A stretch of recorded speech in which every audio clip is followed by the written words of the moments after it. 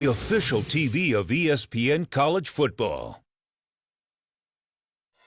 They know the magnitude of this football game.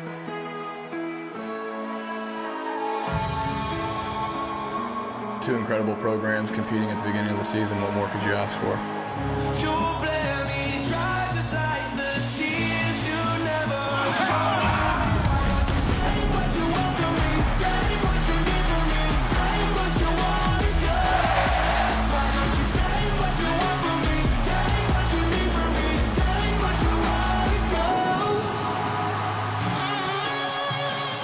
They can't take our toughness away from us. They can't take our pride. Here from the LSU, it's going fast, going. The whole nation's going to be watching. Longhorn Nation, we're back!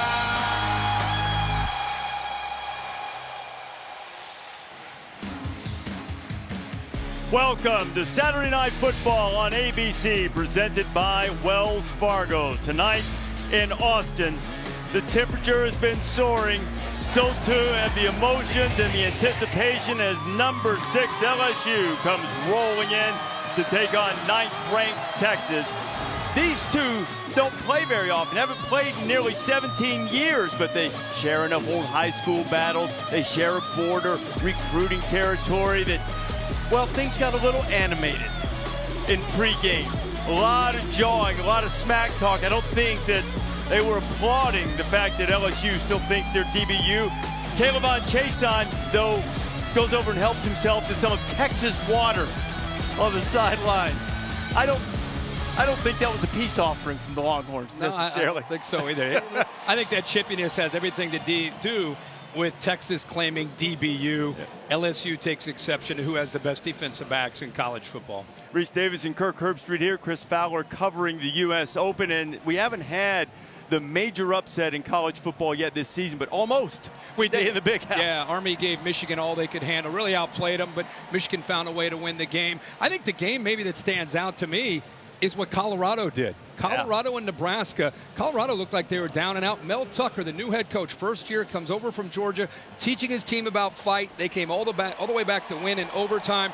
Says a lot about CU, and all of a sudden we take a peek at them in the Pac-12. That's one that was a little testy as well, leading up to it, with Nebraska and Colorado being old rivals. Texas quarterback Sam Ehlinger has been anticipating this game. He was born to lead the Longhorns. Almost from out of the womb, he was flashing that hook 'em horn sign, and just as he idolized Texas players, now he is the one that they watch. Well, last year we saw him kind of break onto the scene and become a dominant performer at quarterback for this school. And you're right, he grew up in this area, went to Westlake, same school as Nick Foles and Drew Brees, and watched guys like Colt McCoy and Vince Young, and now he wears this jersey. And who better than to try to bring Texas back to being a national contender with a win tonight and a guy like Sam Ehlinger. And he looks across the way, and the quarterback for LSU seems a lot like Sam Ehlinger to me. And watching him will be Joe Burrow's dad, Jim, the longtime defensive coach. You know what? That's not going to help him get better seats. Jimmy's seats are way up in the corner. He's new at this. He's been a defensive coordinator. In fact, he hasn't done this for 50 years, he told Joe, not being out and coaching. But Joe is fired up. Another guy who had some experience last year, transferred from Ohio State, has a new offense that we'll talk more about. He's very excited to have a chance to see where that offense is, back in the shotgun, getting the ball out of his hands quickly. Both very smart football guys who love the chess match going against the defense at quarterback for Joe Burrow and Sam Ehlinger. It's been more than half a century since these two met in the regular season. We're about to get it on in Austin tonight. The Nissan pregame rush is next, after this message and a word from our ABC stations. The college football playoff lives on ESPN.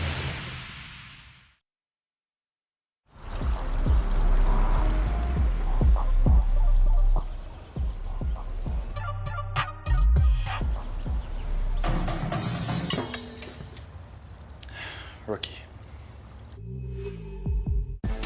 Welcome to the Nissan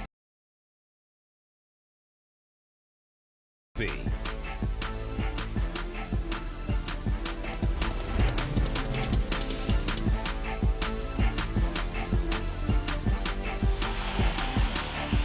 Closing in on kickoff here in Austin, Texas and LSU, a top 10 showdown on Saturday night. Kickoff temperature expected to be right at triple digits, and this has not discouraged the fans in the least, even starting with College game day early this morning. Look, we're going to see LSU, and they're going to look familiar in those uniforms and the helmets that we know so well, but what they do on offense is not going to look like LSU that we know. No, we're fired up to watch this. Steve Insminger is the offensive coordinator. He still calls the plays for LSU tonight. He'll be upstairs. What's different is Joe Brady comes over from the New Orleans Saints. He was obviously learning a lot from Sean Payton, Drew Brees, but before that, Joe Moorhead at Penn State. He's only 29 years old, but he brings a very diverse attack, and he has a veteran quarterback in Joe Burrows. Biggest thing you're going to see is they're going to be a shotgun, and look at the receivers. Last time you watched LSU, where they have 5 receivers out, where they're trying to get their athletes in space, trying to make plays.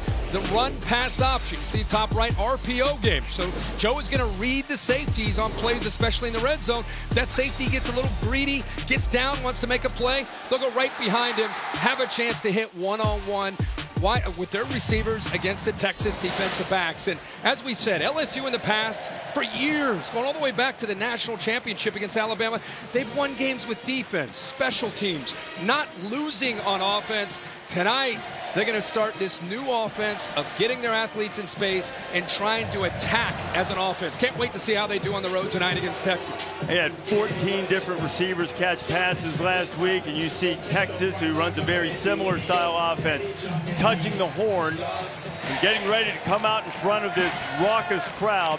This environment for game day is much different than what we've experienced in the past. Sam Ehlinger is the undisputed leader of this football team. He gets on players on both sides in practice, demands that they adhere to the standard, the culture that Tom Herman has set. They use words like committed and compelled to make sure that each is holding each other accountable so they can get Texas back to that championship standard. The big flags are coming out, anticipation starting to build. Video board, and Burnt Orange is standing in the tunnel, eyes set for this showdown with LSU, something you haven't seen in the regular season since 1954. Long-standing grudge. LSU feels that Texas kept them out of a Cotton Bowl bid and a national championship shot about 50 years ago. They've been mad at each other ever since, played in one bowl game since then, and tonight they will renew acquaintance as the first of a home and home. There is Joe Burrow, Grant Delpit, number 7, the sensational defensive back. And the fireworks have started, and Sam Ehlinger is leading his ball club out onto the field here at DKR, Texas Memorial Stadium, for this highlight game for this college football Saturday. This has been the Nissan pregame rush. Kickoff from Austin between Texas and LSU is coming up next, and now a look inside Nissan's Heisman House.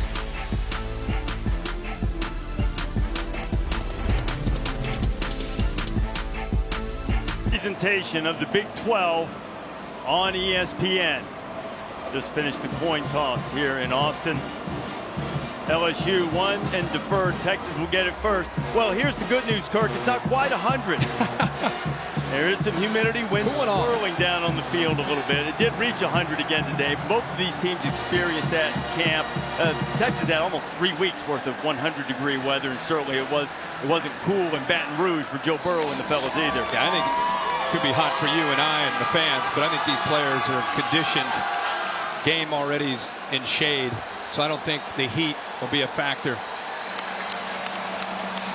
And besides, Caleb Von Chason's already found where Texas keeps its water in the pregame. LSU kickoff team taking the field. Texas return guys, Deshaun Jameson and Devin Duvernay, are back. Getting set to kick it away is Avery Atkins for LSU. He had 10 kickoffs this year and got a pretty strong leg. Kickoff specialist for the Tigers. You look at Tom Herman. And we are underway in Austin. Atkins will drive that thing right out of the back of the end zone. And we'll start on the 25. And to introduce us to the Texas quarterback, here is Jenna Ellinger. And starting at quarterback for the Texas Longhorns, number 11, my son, Sam Ellinger.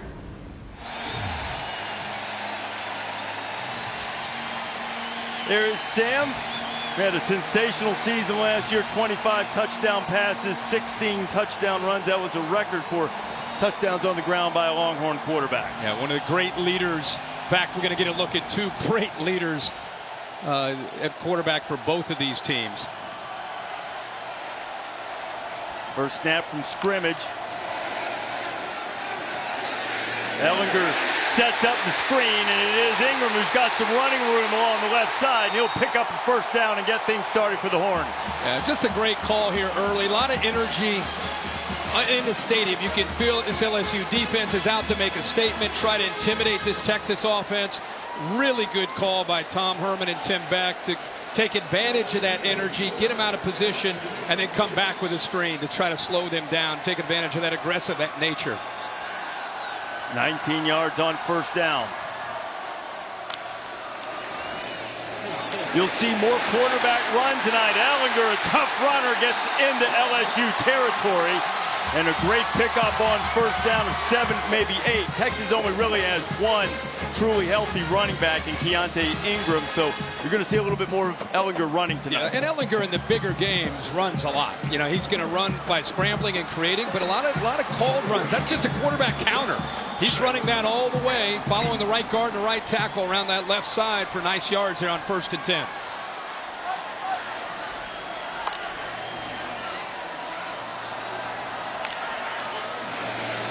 Second and 2. Ellinger with a down to play with. Takes a shot deep, and he overthrows Brennan Eagles, who had a big opening night with a couple of touchdowns against Louisiana Tech. Harry Vincent on the coverage.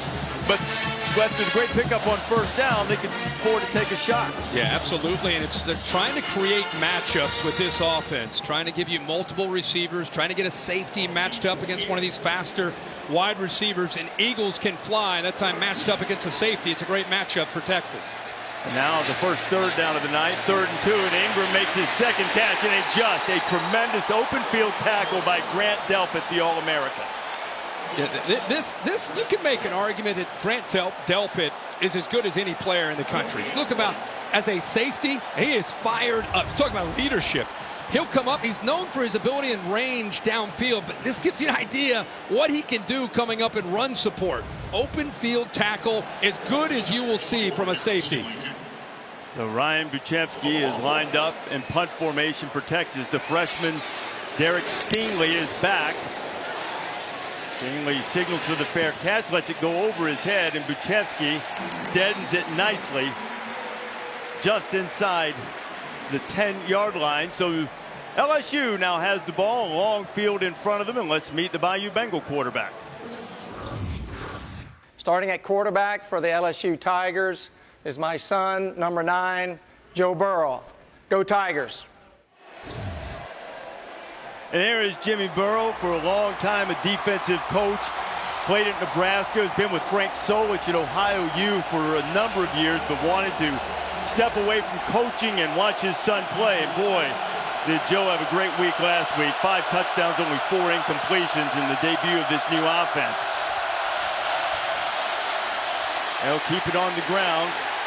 And a pickup of a couple for Clyde Edwards-Helaire as we take a look at tonight's Chick-fil-A impact players.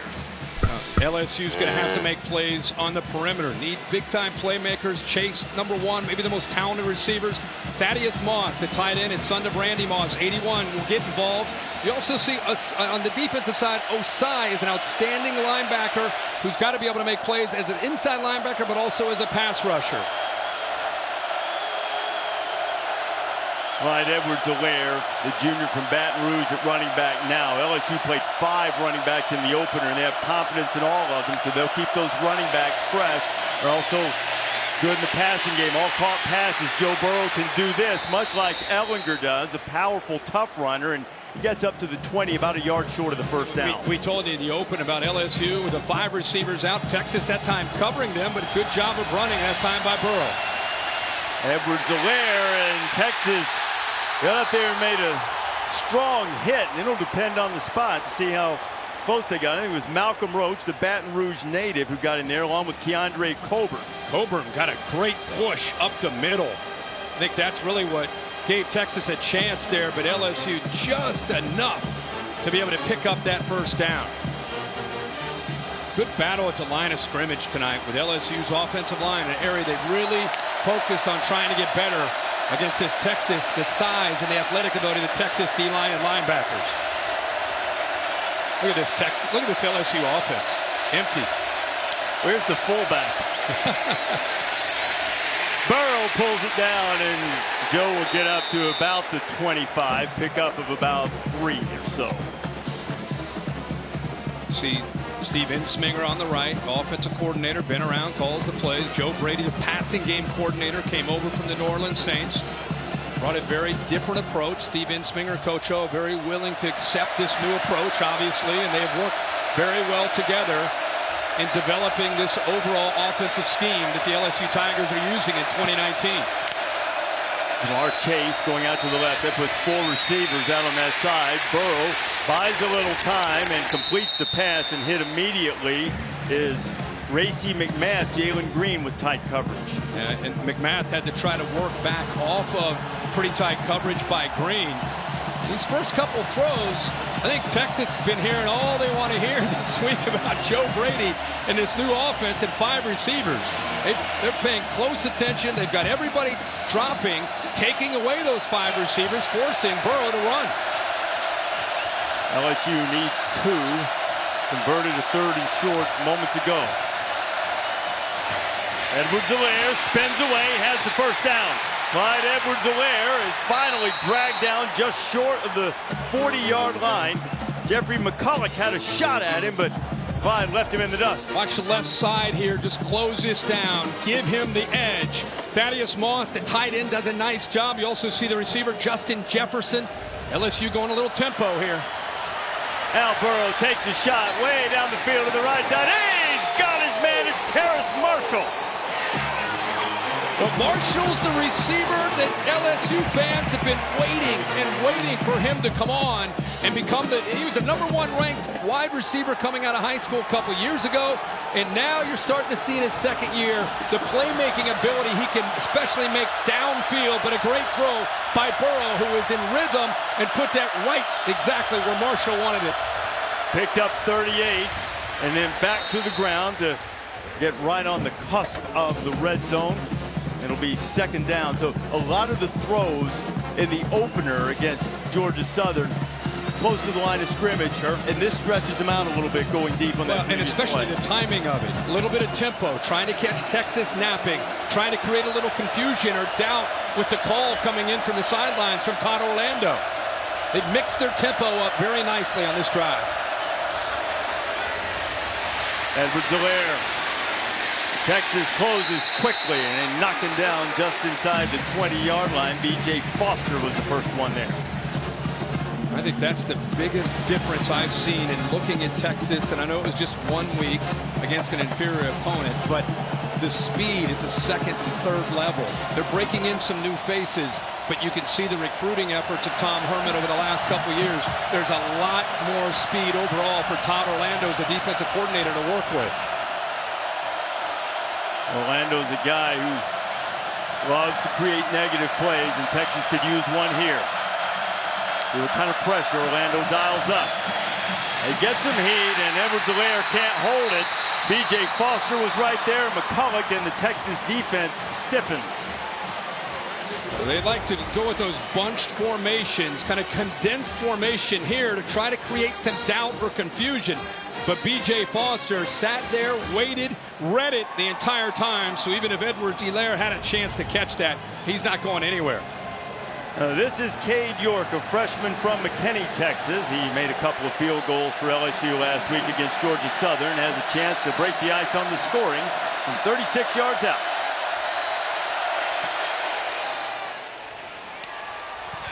back in his home state, and York has the first points of the night for Coach O, and LSU has jumped on top 3-0.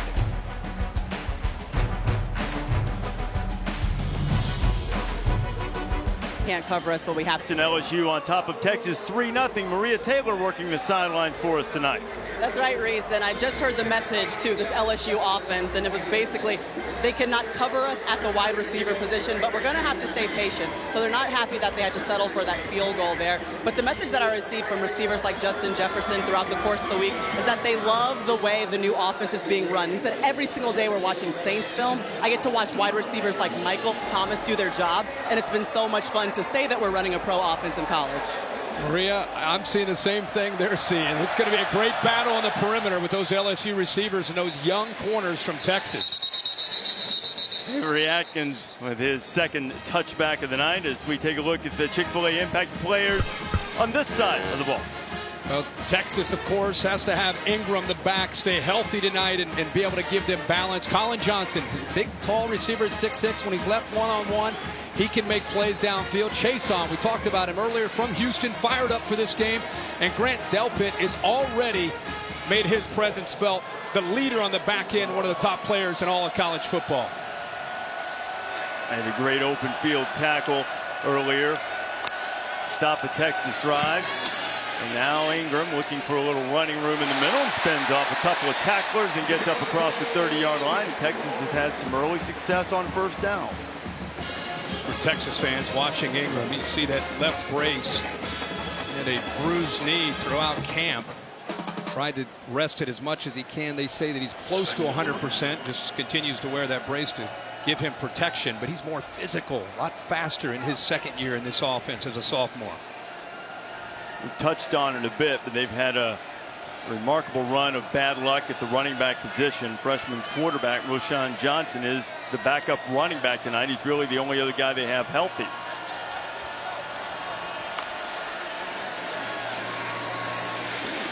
Ellinger taking a shot into traffic, and they're wanting the flag to come out. That was Kerry Vincent again on the coverage against Devin Duvernay. And we do have a flag back close to the line of scrimmage, and Ellinger's indicating it's on LSU. It looked like maybe a late hit. Ball's a little high here. Remember, personal foul. Yeah. Hands to the face. Number 90, defense. 15-yard penalty. An automatic first down. he actually got into the face of Parker Braun, who is trying to protect the quarterback, and Lawrence is the leader, one of the top players on this SEC defense, one of the more experienced players, but we know he's physical, but when he gets up high right in front of the referee, that's going to be called every time. Lawrence hit for 15 against Parker Braun, who's a graduate transfer offensive lineman from Georgia Tech. They've had to get Parker out of the habit of that four-point stance and the option that he worked with under Paul Johnson, but he's a tough, hard-nosed guy playing left guard for the Horns. First down for Texas. Ellinger pulls it down, gets into LSU territory and slides ahead and picks up about 5. I'm just watching the battle because if you put a safety in the middle of the field, that's where Texas with Sam Ellinger, he's going to throw the football on the outside to Colin Johnson. Up to this point, for the most part, LSU's kept a couple safeties back, trying to avoid that matchup. They just caught LSU's Jacoby Stevens coming on a blitz, and he was almost in Ellinger's pocket by the time the ball was snapped. So with 5 yards against LSU. Offside. Number 3, defense, unabated to the quarterback. 5-yard penalty, second down. So go from 2nd and 6 to 2nd and 1, and that's Christian Fulton, one of LSU's standout cornerbacks. Fulton and Colin Johnson got tangled. Crowd's actually reacting, but I don't think this was intentional by Fulton at all. They just ran into each other. You can see they both went down. Fulton taking the worst of it, still on the ground. LSU medical staff out attending to Christian Fulton. While they do, we'll take a break. Night Football on ABC is presented by Wells Fargo. This is a commitment to better banking. This is Wells Fargo. And in part by Nissan, premier partner of the Heisman Trophy. Nissan Heisman House here in Austin this weekend. There's Ricky Williams and Neil Everett Ricky won the Heisman, Neil did not. But Neil is part of that Heisman House family. As you look at the Xfinity Skycam, you can check out our alternate angle Xfinity Skycam coverage of tonight's game. It is streaming live on the ESPN app. We were just talking earlier about them keeping a couple safeties back, and you can see them back here. That's to protect themselves of trying to avoid that vertical throw by Sam Ehlinger. And Maria told us that LSU retaping Fulton's right ankle, and they reach into the bag of tricks, and now Ehlinger is going to be a receiver, and Sam Ehlinger catches the pass and has a Texas first down. I love that Duvernay, who has great speed, but the ball flying through the air is going to go faster than him running. He had the option to take off. Good job by the lineman not getting downfield, and he just flips it out there to the athletic Ehlinger to be able to make a nice play for a first down. Another look to keep LSU honest. Ehlinger going up top, and they're going right after Cordell Flott, who replaced Fulton, and Brennan Eagles has it. Yeah, they went after the freshman, Scott. We just kept talking about safeties on the hash to protect. This time, they're not able to do that. Flott is there, but because of the long arms and the ability to adjust back, Eagles makes a great play on the football, and the young freshman, Flott, gets exposed there early. 28-yard pickup makes it first and goal. Ehlinger has it batted down and almost picked off. Rashard Lawrence got a big hand on it. Well, what we're starting to see on that left side is 90's a problem. 90 in white is starting to get penetration, and he's not doing it necessarily with quickness, just raw power, pushing him back into the backfield. Ehlinger, this is what he does in the red zone. The tough runs. Ehlinger inside the 5, and finally knocked down Caleb Chason among those on the tackle. I'm always amazed when you watch Ehlinger in this area. Defenses know it's coming, but give the Texas offensive line a lot of credit. There was a great surge on that right side, pushing the LSU defense back. Ehlinger, it's like he wants to throw it, and now he'll just throw it out of the back of the end zone. Applying the pressure was Chason. We keep talking about Ehlinger and talking about a comparison. And his own coach has talked about it. Coach O has talked about it. But to me, the Tim Tebow comparison, especially down here, is a very fair comparison. Fourth down, and the offense is staying on the field. Fourth and goal. Got Cade Brewer in the lineup. Also, Reese Lato, tight ends. Ingram in the backfield. Fourth and goal. Ehlinger to a wide open zone. He dropped it. They had the right play drawn up, and Keontae Ingram couldn't haul it in.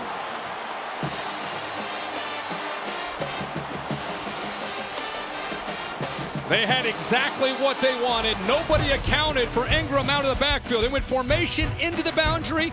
The linebackers never accounted for Ingram. He's left all alone. Ball's a little high, but Ingram would tell you he's got to make that catch every time. LSU loses the back out of the backfield, and Texas cannot capitalize. First roll of the dice of the night comes up snake eyes for Ehlinger and the Horns. These are my people. This is a land where my forefathers lie. These are my people.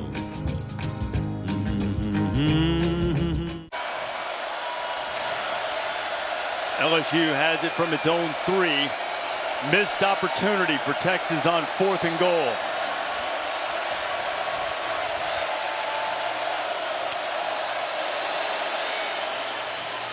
Burrow from his end zone taking a deep shot. I wanted to try to get a little space with Justin Jefferson. Texas on that 4th down went tackle over right here with Cosme. You have the H back here as well. Everything tells you QB run.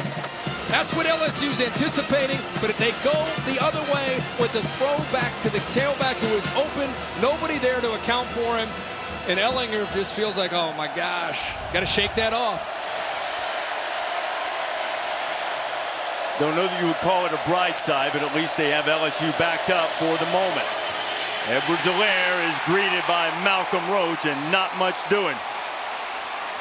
Fired up is Malcolm Roach, Baton Rouge native, leader, captain. They call him the glue of this defense. Look at him just pushing himself around, throwing offensive linemen around. Deculus that time, the right tackle, going head-to-head with 32. 3rd and long, deep inside their own territory.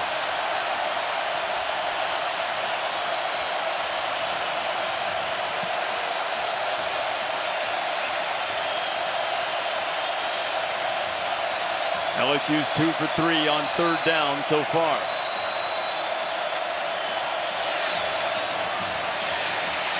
Burrow has it tapped down, intercepted. Joseph Osai has it, and Texas is set up right back on the doorstep. That's a great effort up front by Texas and the defensive line. McCulloch also does the job of getting his hand on the football to knock it loose. Watch 23 right there. Ball goes up in the air, and the eyes are on the football. Osai makes the play and almost takes it into the end zone. So they call that their cowboy package. They put 8 defensive backs on the field, and a nice job of getting a hand on the ball by McCulloch. And just the awareness of that Texas defense on 3rd down and thinking about the football. And Osai comes up with that big interception, and Ellinger and the offense back on the field. Osai had a pick 6 called back last week. He had another interception that counted. So he's been all over the place, and man, he has Texas set up now to try to get on the board and atone for the missed opportunity a few plays ago.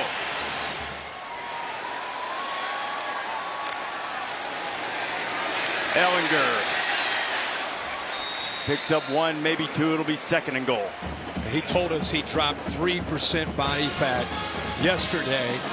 And I said, you know, we were both looking at him. He looks great. I thought he looked great last year, but he wanted to just get a little quicker. He's got the power. I mean, he's a powerful man in the weight room. But he felt like, you know, a lot of guys, they're trying to tweak something from one year to the next, and that was something he wanted to work on. But don't underestimate his leg drive and power that he has in this area.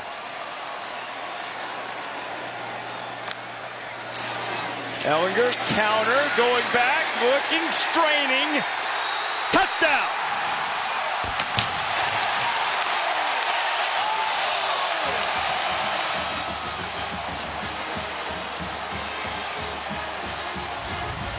He's a 550-pound squat guy, which tells you when he gets into this position right here, he's not going to let up. Oh, they're going to take a peek at that. Yep. The right knee actually touched about at the half-yard line.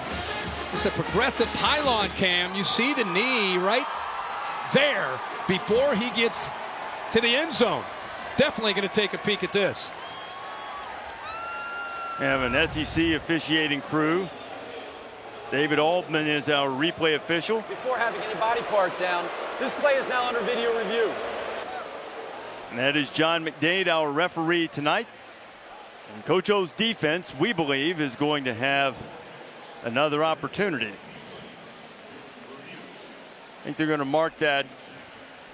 And you know, there's a little room there. I mean, it's fairly close to the 1-yard line, it looked like. We'll see exactly where they mark it. And we're talking about that leg drive and that power and how he hits the collision. He's not going to let up. That's where all that training and work comes in for him. Following the H-back and the tackle and just pushing himself. But it's very clear that the right knee down right there. It's, you know, maybe inside the 1, maybe on the half-yard line, possibly. He's almost straight up. I think they'll mark it just inside the 1 where it will be 3rd and goal. Yeah. Dave Kataya telling us it's going to be the half-yard line. That's being generous, Dave, if they give him the full half-yard there. Dave Kataya, our officiating expert, up here in the booth with us. After further video review, the runner's left knee was down prior to the ball breaking the goal line plane. The ball will be placed at the half-yard line, where it'll be 3rd down. And Dave's right again. They never place it on the 3/4-yard line, do they? No, Dave says actually they do. You know, these last couple series, they have had 4 plays inside the 8-yard line and not able to come away with any points as of yet. LSU is not giving in, showing some pretty good fight with their defense backed up near their own goal line. Let's see what Texas does. Remember, they tried to trick them. The last time they ended up dropping the ball with Ingram. 3rd and goal.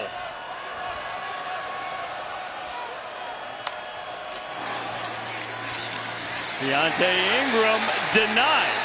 If anything, he lost. And he lost. Well, the football's loose, but the official is coming in. Yeah. I believe they're going to mark it dead.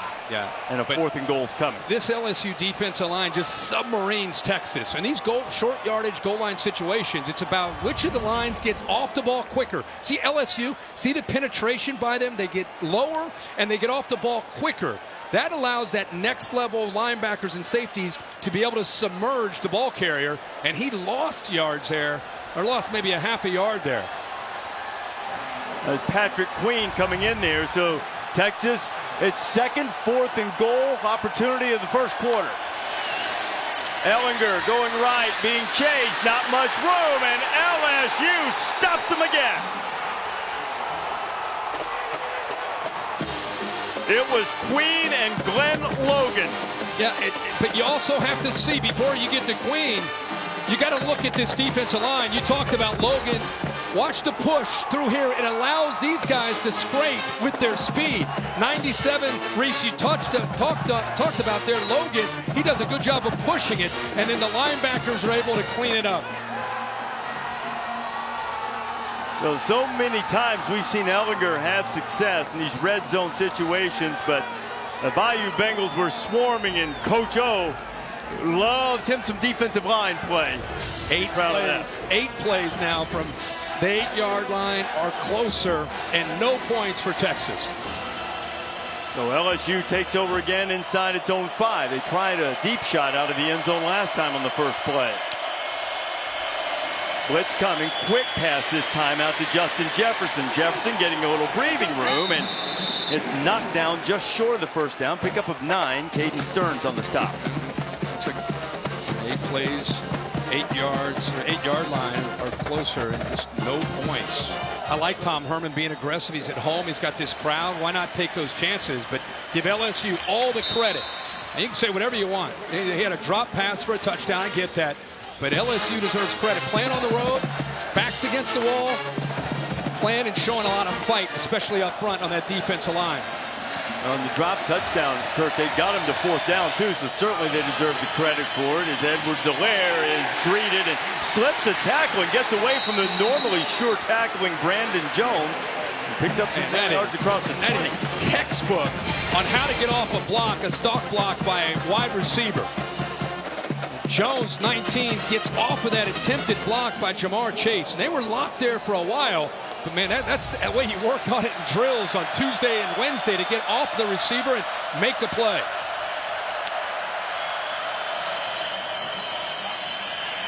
Burrow ducks under the first man on the pressure, but not the second, as B.J. Foster gets him down.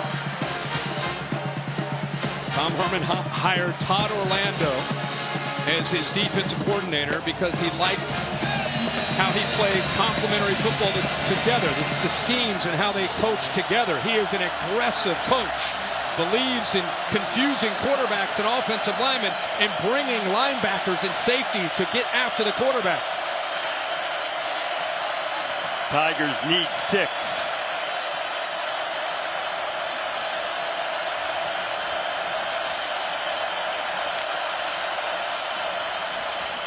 Burrow steps away from the pressure. He's got plenty of room to pick up the first down and more. And Joe, who's not much of a fan of sliding, will get out to the 35. Yeah, but when you bring all your linebackers and there's nobody there to account for the quarterback, he's going to get to the outside. Everybody's playing man-to-man. Somebody's got to be there to spy the quarterback, or because of the speed and the awareness of Burrow, he saw that. He saw the inside blitz, and he thought, is anybody going to come with me? Right away, he saw nobody was with him. Easy to pick up the first down there on 3rd down. That's 16 yards on 3rd and 6. And man, oh man, the score's 3-0, but we've had some action here. The end of the first quarter here in Austin. We'll be back after this message and a word from your local ABC station. Welcome back to Saturday Night Football on ABC, presented by Wells Fargo. I want to go back to something Maria Taylor said she heard on the sidelines. The LSU receivers saying they think they can win on the outside. It just feels like LSU eventually is going to take another shot. Need to try to stretch this field with Texas leaving their young corners on islands. Texas had a couple of opportunities. LSU stopped them on downs and goal-to-go situation twice. Burrow wanting to take a shot, but he didn't have enough time. B.J. Foster was there to wrap him up. Yeah, it sure looked like he was thinking about maybe going downfield. He was trying to look for the deep post to his big, tall receiver, Marshall. Just good coverage downfield. You know, he had to just pump one extra time, and by then you could see that defense from Texas getting into him, led by Foster. A lot of people might be wondering, why is he clapping and then looking over? What he's trying to do with the clap, it's almost like a dummy clap, trying to get Texas to tip their hand for the coaches on the sideline to see the play and then make a call that could maybe work against that coverage. Option look, the pitch to Leonard Fournette, and Fournette is knocked down in the backfield. Jeffrey McCulloch, who's been active early. But McCulloch has been all over the place. We talk about the speed of this defense. Watch them move at that second level. Watch how quickly they're able to get off blocks. It puts a lot of pressure on Sadiq Charles, the left tackle. He's being asked to get up to McCulloch and make that play while he's coming downhill with a lot of speed. That's a tough ask of a left tackle. Charles didn't play in the opener. Suspended, or what Ed Orgeron's term, something handled in-house. He couldn't handle McCulloch on that last play. 3rd and 18 facing Burrow.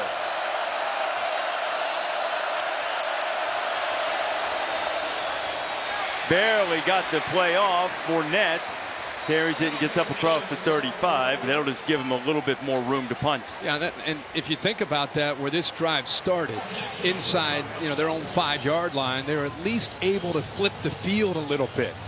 And they got 33 yards, and they're all the way out to the 36. I mean, it was starting at their 3-yard line. So a couple first downs gives them a little breathing room and puts their own defense in a better place.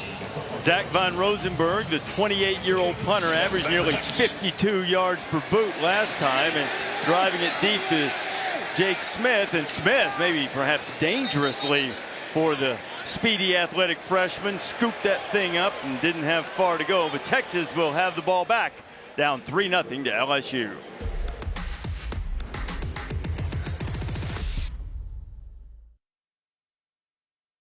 Much as Texas wants to be able to throw the ball with Ellinger and run with them, they need a night from Keontae Ingram. He's off to a bit of a slow start, drops his short touchdown, not able to really get on track running the ball. Give credit to LSU's defense. That time it was Patrick Queen stopping him. You can see on the sideline, a little frustrated. Only has a couple, 2 carries for about 7 yards so far in that drop pass. So slow start. Long way to go, though. He had a big catch on the opening play, but he's taking a break now, and the erstwhile quarterback, Rashawn Johnson, getting his first carry and showing good running skills as we check in with Maria. Well, Kirk, you mentioned that frustration when Ingram came over to the sideline. He slammed his helmet down and started walking back and forth, and eventually you could see his teammates crowding around him, wide receivers like Brennan Eagles telling him, hey, keep your head in it. At one point he actually grabbed his head and said, stay in it. Back to Johnson again, and Rashawn Johnson, who started coming in as a quarterback from a run-based offense, and they're really working on overhauling his throwing motion, but he's strong, he understands pass protection, and he's certainly athletic enough to run. And if you're keeping score at home, they've had a number of injuries. He was a quarterback from spring football all the way until 2 weeks ago. Last time he played running back, 5th grade. So when you're watching him, think about that. Last time he's a running back, it's 5th grade. He's out here playing against LSU after 2 weeks of practice. Well, the first down picked up by Johnson, and Ellinger misfires. He had an open receiver. It was Jake Smith. So, Kirk, you were talking about, and we were talking about the running back depth chart, and this is it. Rashawn Johnson and then Benda, who was moved from linebacker. They are missing Jordan Whittington, a freshman they were very high on, who had a torn adductor muscle, and he'll be out several weeks as he went to Philadelphia specialist Dr. Bill Myers to get that fixed up, best in the business, so he'll be good as new once he heals. But, in the meantime, the Horns aren't deep there. No, Daniel Young, Darian Brown, Jarrett Smith, I mean, they just cannot stay healthy there, so they've had to move some guys that play other positions, a quarterback and a linebacker, to get some depth behind Ingram. Colin Johnson's brother's running back. He's banged up as well. Ellinger throws underneath. He completes it to Eagles, and Brandon Eagles is hit short of the 40-yard line. Takes a big hit there. Michael Divinity was in on the tackle, and it'll be 3rd down. Let's the best thing you've seen today. What a setting here in Austin. A couple years they'll finish the end zone project. In 2021, it's about as beautiful of a stadium as you'll see in the country. And it is going to be spectacular when they finish. They've overhauled the entire game day experience here in Austin. Texas hasn't converted a third down tonight. This would be a very good time for the people in Burnt Orange, and they do. A catch and immediately hit is Cade Brewer, but he got enough for the first down. Jacoby Stevens bringing the lumber, but the chains will move. Yeah, that's where as a tight end, you know you're about to get hit. The safety knows you're running right to the first down sticks. He gets a running start. Stevens just unloads into Brewer, but he holds on to it. Ellinger taking a deep shot for Johnson. Colin Johnson is out there. Did he hold on to it? Yes, he did. I think Stingley got it. Oh, did Stingley get it? My apologies. You're right. Well, they're discussing things right now. The two officials are talking. Now, the ball was, as they hit the ground. The field is a catch by Texas. First down. Wow. Because, Reese, what I saw is the ball was kind of between the two of them as they hit the ground, and then Stingley, after they hit the ground, took it away. That's the one-on-one matchup Texas wants. You see well, that's a tough angle there. Yeah, that might be able to see better here. That's a true freshman against a veteran, one of the top receivers in the country. A great matchup. See, that ball is loose when they hit the ground. I don't know. I just don't know if Johnson had possession when he hits the ground. And Stingley just ends up taking it away from him after they go to the ground. Simultaneous possession would go to Texas, but from the angle we saw a moment ago, that looked more like the Stingley had. It looked like his hand is in there the entire time. Obviously, the ball is loose there. It's still loose. Boy, there's no way. There's no way that's a possession and a catch for Texas. If anything, incompletion or an interception for LSU and Stingley. And you also have to look here and see if before Stingley got possession, did he touch out of bounds too? Yeah. Does he have it before that foot goes out of bounds? This is the beauty of having Dave Kataya up here in the booth, because we could just hand it over to him and see what Dave thinks. All right, here's the interesting issue with this. Now, the rule is control with the foot down, but that ball right now is moving and it hasn't hit the ground yet. Boy, does it hit the ground there? He hasn't hit the ground yet. Now watch this. Let's see if it hits the ground. After video review, the ball hits the ground prior to possession by either the receiver or the defender. This is an incomplete pass. It'll be second down. Safest call. I thought it was either an incompletion or an interception. I agree. And if Johnson never really had the ball, did he? No, and if you could let that replay run a little more, I think you'll see that point of the ball hit the ground. So all that for second down. And it sort of brings me back to the point that I made at the end of the first quarter. All of this, it's 3-0. Right.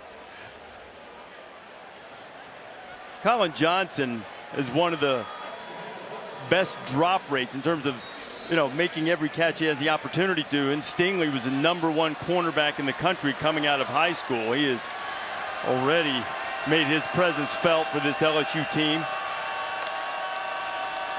And they had a battle, and they'll have a few more tonight. Going to try the other side away from Stingley, and Sam's shot for Brennan Ingles is too high. And Christian Fulton, good to see him back in the game, is on the coverage. Continue to go look for the one-on-one matchups. The safeties are the key to Sam Ellinger on first and second down. Chason turns the corner, can't get there, and Eagles catches it and keeps his feet. Brennan Eagles into the end zone. Touchdown, Texas.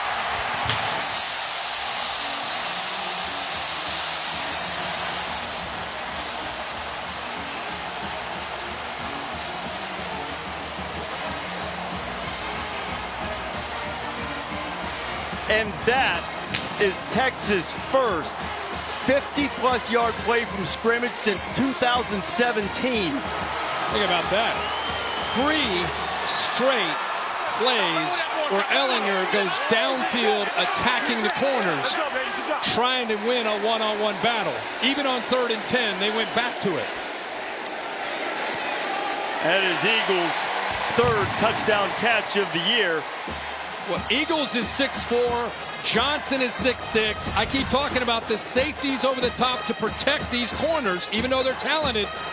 Fulton took a chance, a gamble. He tried to undercut it to make a play on the football, and he underestimated where that football was thrown. It got over top of him, an easy catch for Eagles, walks into the end zone for the Horns. Saturday Night Football, presented by Wells Fargo on ABC, is brought to you by Buick, proud partner of the NCAA. Dell, call a small business technology advisor at 877-BUY-DELL. And Pacific Life, 150 years strong, protection and retirement solutions for your future. Aerial coverage from Austin tonight is provided by Goodyear, recognizing those who rise above the rest. Goodyear is more driven. Texas just got that 55-yard touchdown pass. Kirk, Sam Ehlinger, Tom Herman both said they had to win one-on-one battles, and that's it. Eagles won one there. Kick will go into the end zone. LSU's first 3 drives hadn't started it better than their own 11, so they'll be happy to start at their own 25 after that. Next week, Saturday Night Football, presented by Wells Fargo, will be in Syracuse, New York. Dabo and #1 Clemson go in to take on a team that's really given them trouble, though didn't give Maryland any trouble today. Clemson and Syracuse, 7:30 Eastern on ABC. Those last 2 years, that has been a big-time matchup. As you said, beat them a couple years ago. Last year, had them on the ropes. And now they get them back at home at the Carrier Dome. They'll need a little atonement after what happened to them.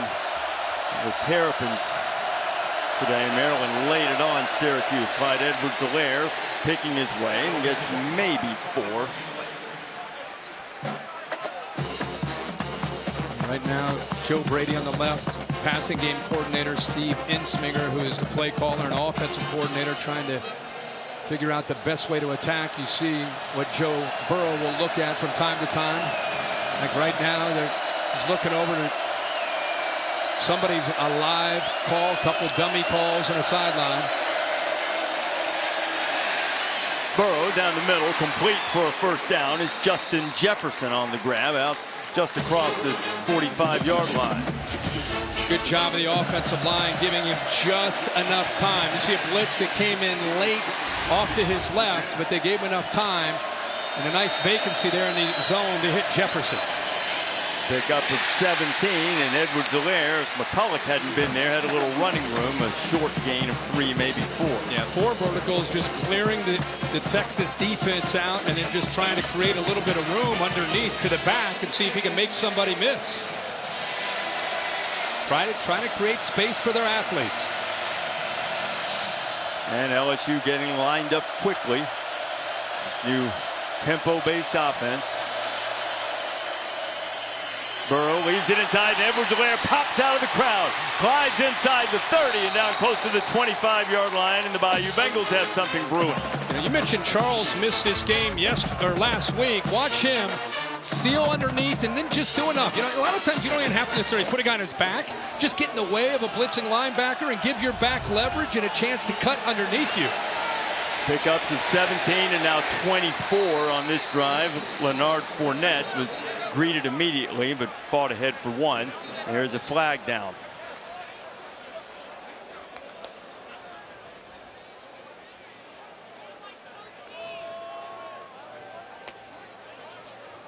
John McDade sorting out. I think we had some people sprinting toward the sideline. Offside. Substitute not able to get on the field on the defense. 5-yard penalty from the previous spot. First down.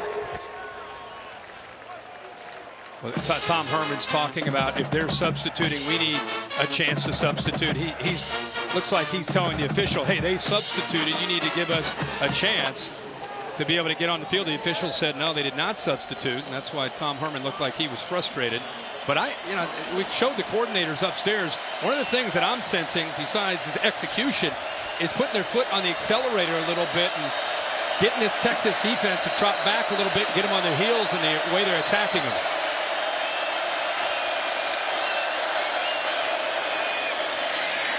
Burrow Finds Jefferson again, second time on this drive, another first down, and LSU has first and goal. And when you have linebackers that are aggressive, they're coming downhill and they're getting caught up in crossing routes underneath them, it's creating a nice hole, a little vacancy behind them on crossing routes. Leonard Fournette, the brother of Leonard, a short gain on first down. A couple times we've seen him have time to throw, and he's dumped it underneath to just give those linebackers enough to think about things that could happen in front of them.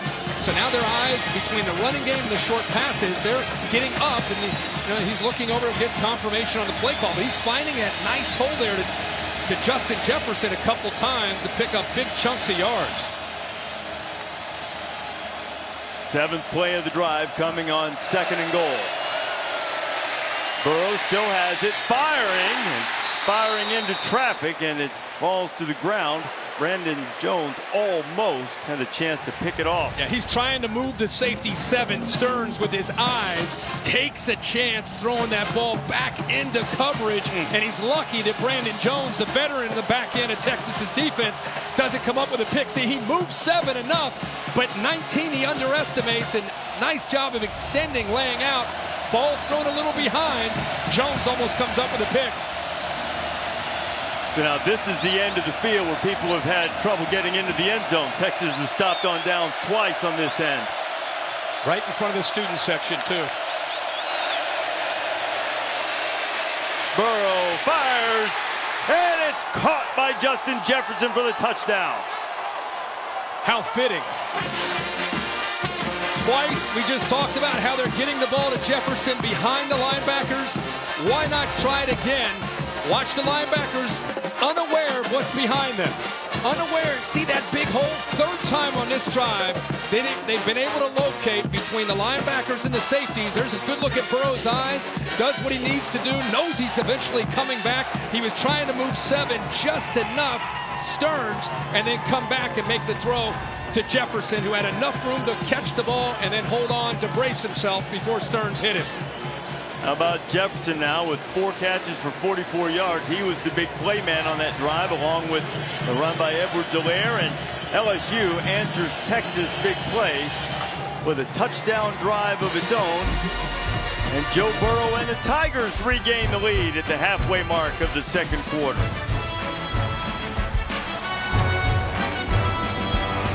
Taco Bell is celebrating student sections and passionate fans like the ones you see here by awarding the Live My Student Section of the Year. Longhorn Student Section already on the national watch list.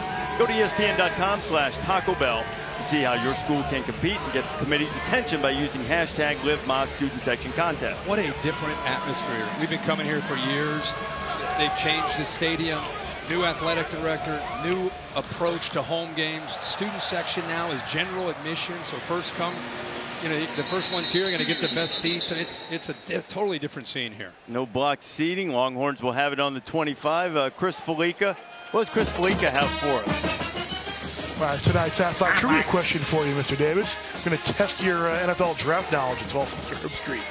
LSU, of course, has been a staple in the NFL draft, certainly on the defensive and offensive side of the ball.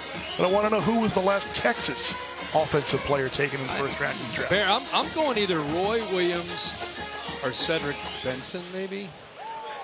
Roy Williams. Yeah, late Cedric Benson would be a good guess. How about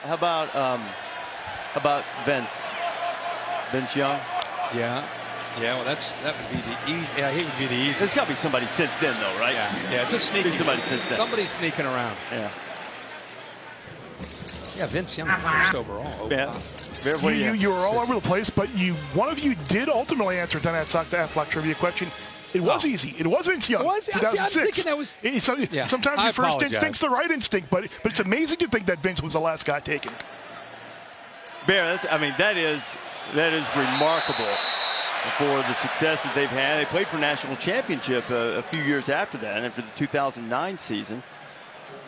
But that's almost shocking. It really is. Boy, those are the glory years. 05. Colt McCoy came in after Vince Young. They had a really good 7 or 8 years there with Mack Brown as a head coach, recruiting such high caliber athletes, but it was all built around Vince Young and Colt McCoy at quarterback.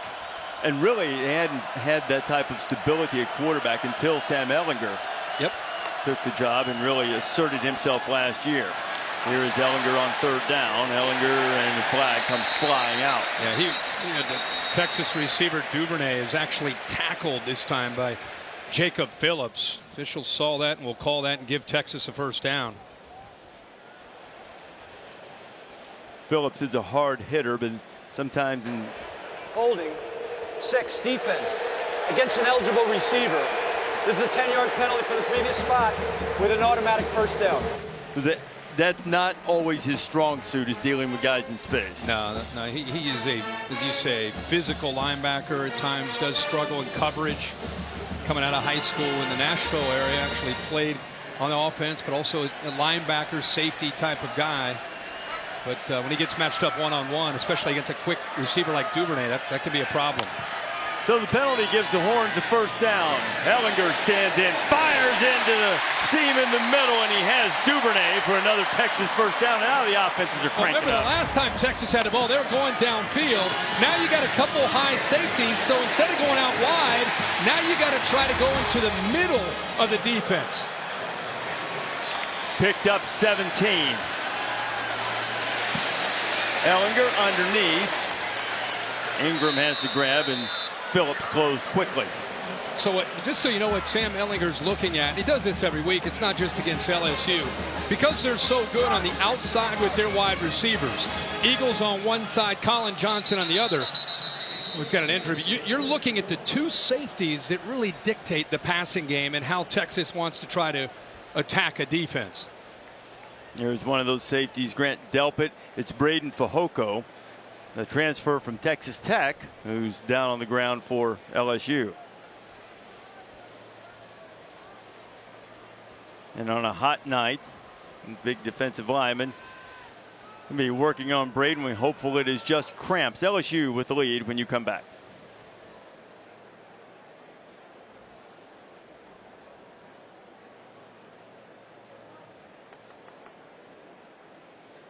Check out our Target Command Center coverage of tonight's game. It is streaming live on ESPN3 and the ESPN app. You can keep up with the stats, have a lot of different looks at our coverage of LSU in Texas. Texas 143 passing yards, and their main target, Colin Johnson, yet to make a play.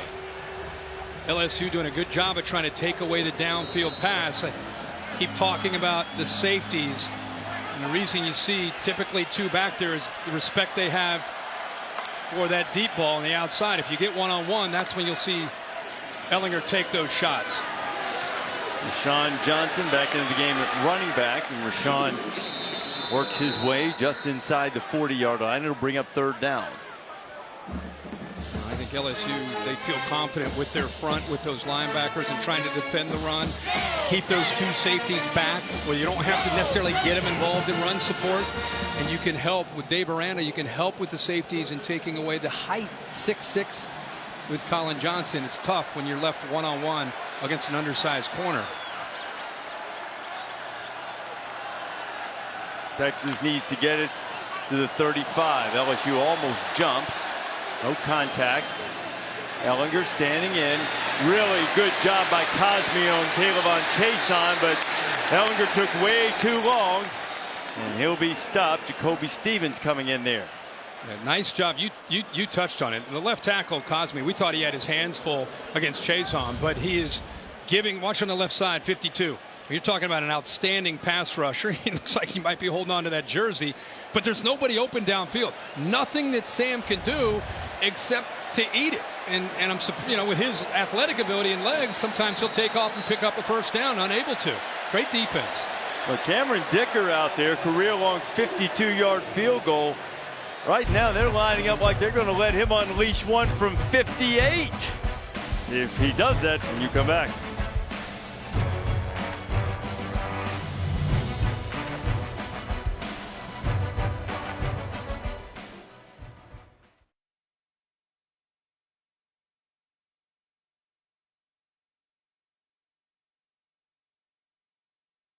Eyes above the rest. Goodyear is more driven. There's a fourth down right at the 40-yard line, 4th and 5, and Texas sent the field goal unit out. I suspect they were trying to catch LSU unaware and they were going to punt it anyway, but now they send the regular punt team out. And Ryan Buchevsky,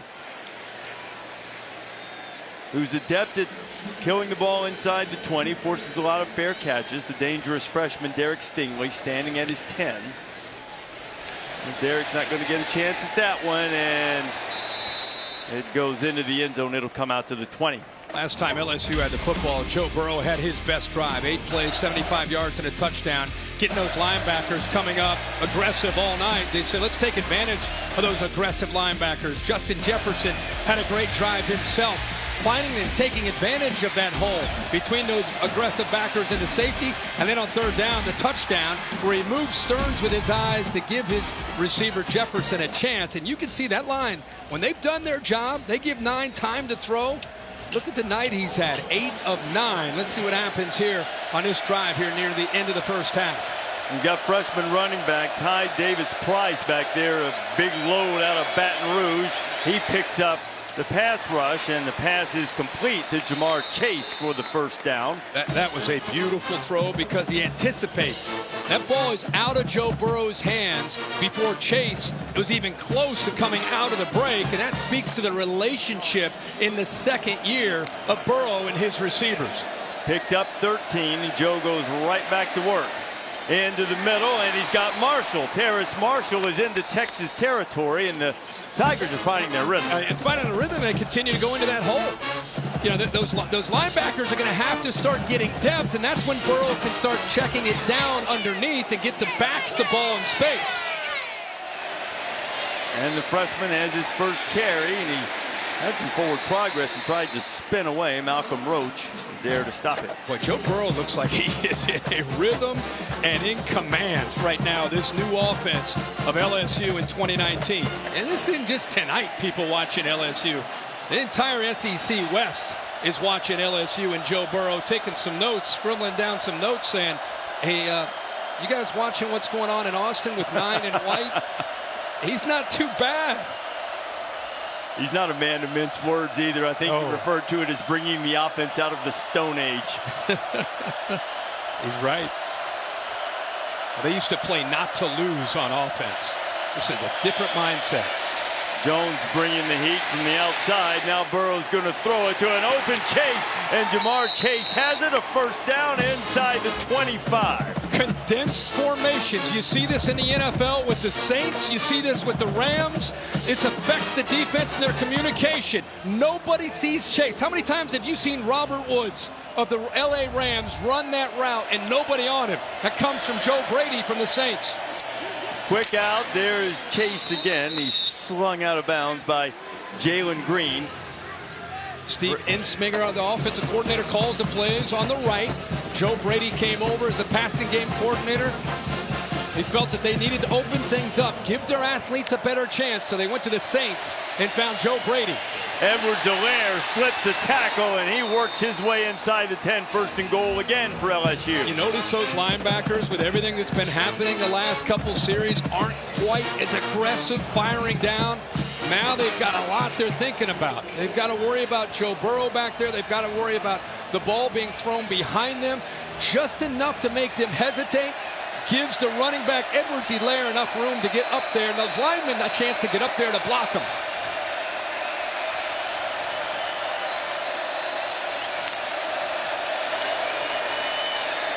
On first down, Burrow to the back of the end zone, and Chase can't hold on to it. Just before the snap of the ball, one of the things Texas wanted to do was to try to tire out LSU's defense. But I saw hands on hips from the guys in burnt orange on these last couple of drives. You have your hands on your hips, you start to lose your mental edge and your focus. And when that happens to a defense, you can really get tired and can get exposed. Chase beat his man that time for a touchdown. Green. Burrow put it exactly where he wanted to put it, and Chase not able to hold on to it for the touchdown.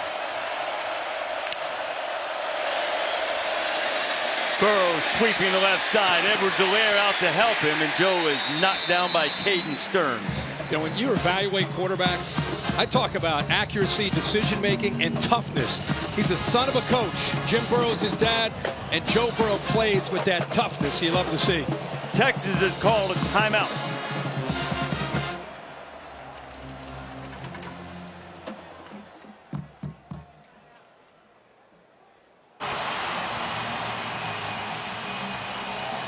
He had his man again in the back of that end zone. But watch the effort here to pick up this blitz. He's unable to do this. Edwards-Helaire is trying to pick up the blitz, but pretty nifty move there by Osai to get around him. And Herman calls a timeout. He wants the ball back for a 2-minute drill after this field goal attempt.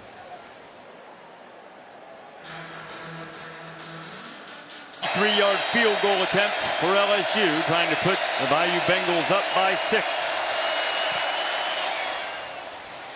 And York is true for the second time tonight. He has great lift on those kicks. And he's made a couple of them for Coach O. Another good drive. There's a former defensive line coach smiling at a kicker. One of the rarest things you'll ever see in football. Coach O's team up by a half dozen with $1:41 left to play here in the first half. Big 12 now on ESPN Plus.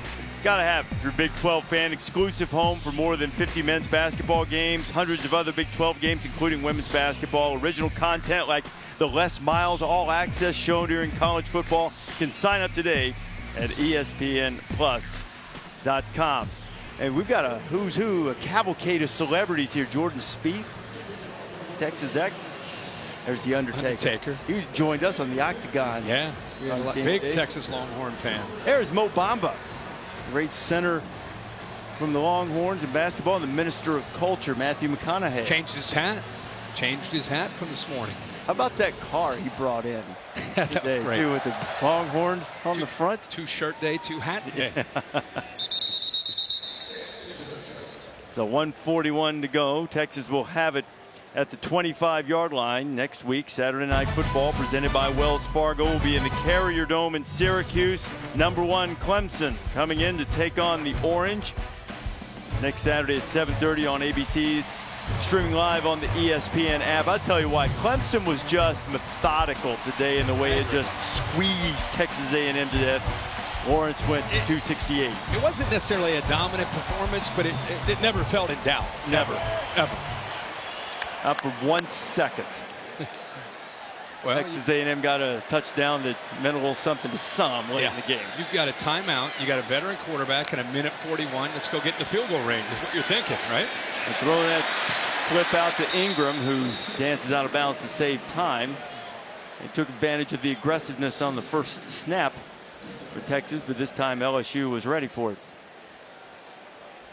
See what kind of coverage Dave Aranda, defensive coordinator from LSU. This is an important series for both these teams.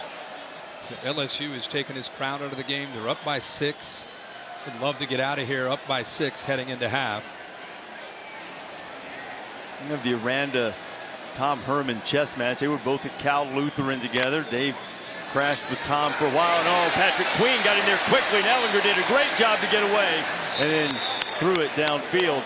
Queen was in there in a heartbeat, and Ellinger did very well to avoid the sack. Did you see Dave Aranda? Aranda brought the blitz that time right up the middle with Queen, and the center Shackelford, a veteran, just over adjusting a little bit too late. Makes you wonder if miscommunication on the protection call, but nobody accounts for him right at the middle, and Ellinger lucky he was able to even keep that play alive.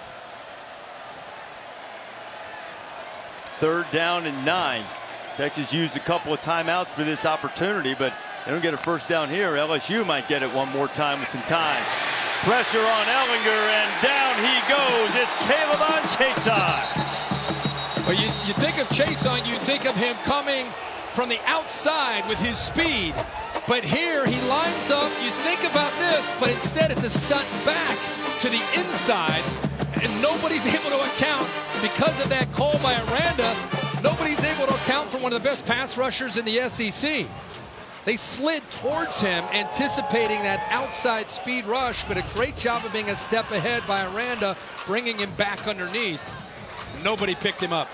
Jason missed last year with an ACL injury, suffered early in the season. He missed a lot of time in camp, too. Second day of camp, he hurt an ankle, but he appears to be the picture of health right now. Great to see him back. Not great for SEC fans outside of Baton Rouge, but when you pull for these guys, it's good to see. He had a big game against Miami, as you said, week 1, and then the injury.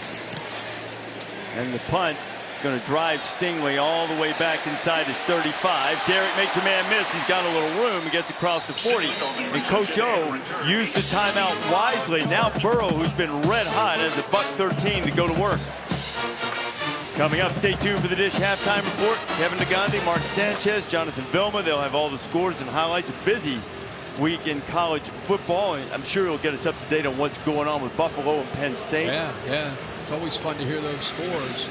How about Mack Brown knocking them off one coordinator at a time, too? I think Mack's got a lead on his former defensive coordinator, Manny Diaz. Up 17-3. All right, you said Joe Burrow. We keep talking about Sam, his chance at the end of the half. Now, Joe Burrow, definitely a guy in this new offense that's trying to pick up some points. I want to see how Texas tries to defend an offense right now that's gaining some confidence. Joe's hit 10 of his last 12 passes. And make it 11 of 13. How about Jamar Chase? Yeah, it's just a different rhythm, a different confidence, balance out of Joe Burrow. Look at the position. Chase turns around and the ball's right in his face. Everybody was critical last year of Burrow's accuracy. In this offense, that's not a problem. He's accurate again. Jefferson trying to get away from the tackle, and he's just outside the 20. About the 4th time we've seen that same route. Texas giving up the crosser behind the linebacker, and Burrow takes it every time. Pickup of 18. Burrow right back at it. Into the end zone. And Jefferson is there. And Burrow with the quick strike. And LSU trying to put this thing in a hammerlock just before the half.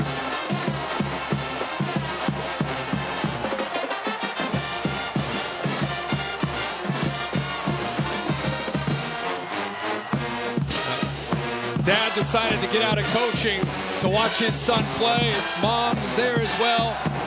That, my friends, you better be taking notes and watching Joe Burrow. Watch him hitch, step, throw exactly where he wanted that ball to be.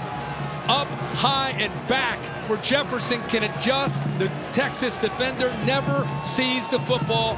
And I tell you, as much as I love watching Burrow, this Justin Jefferson is a big-time receiver at LSU.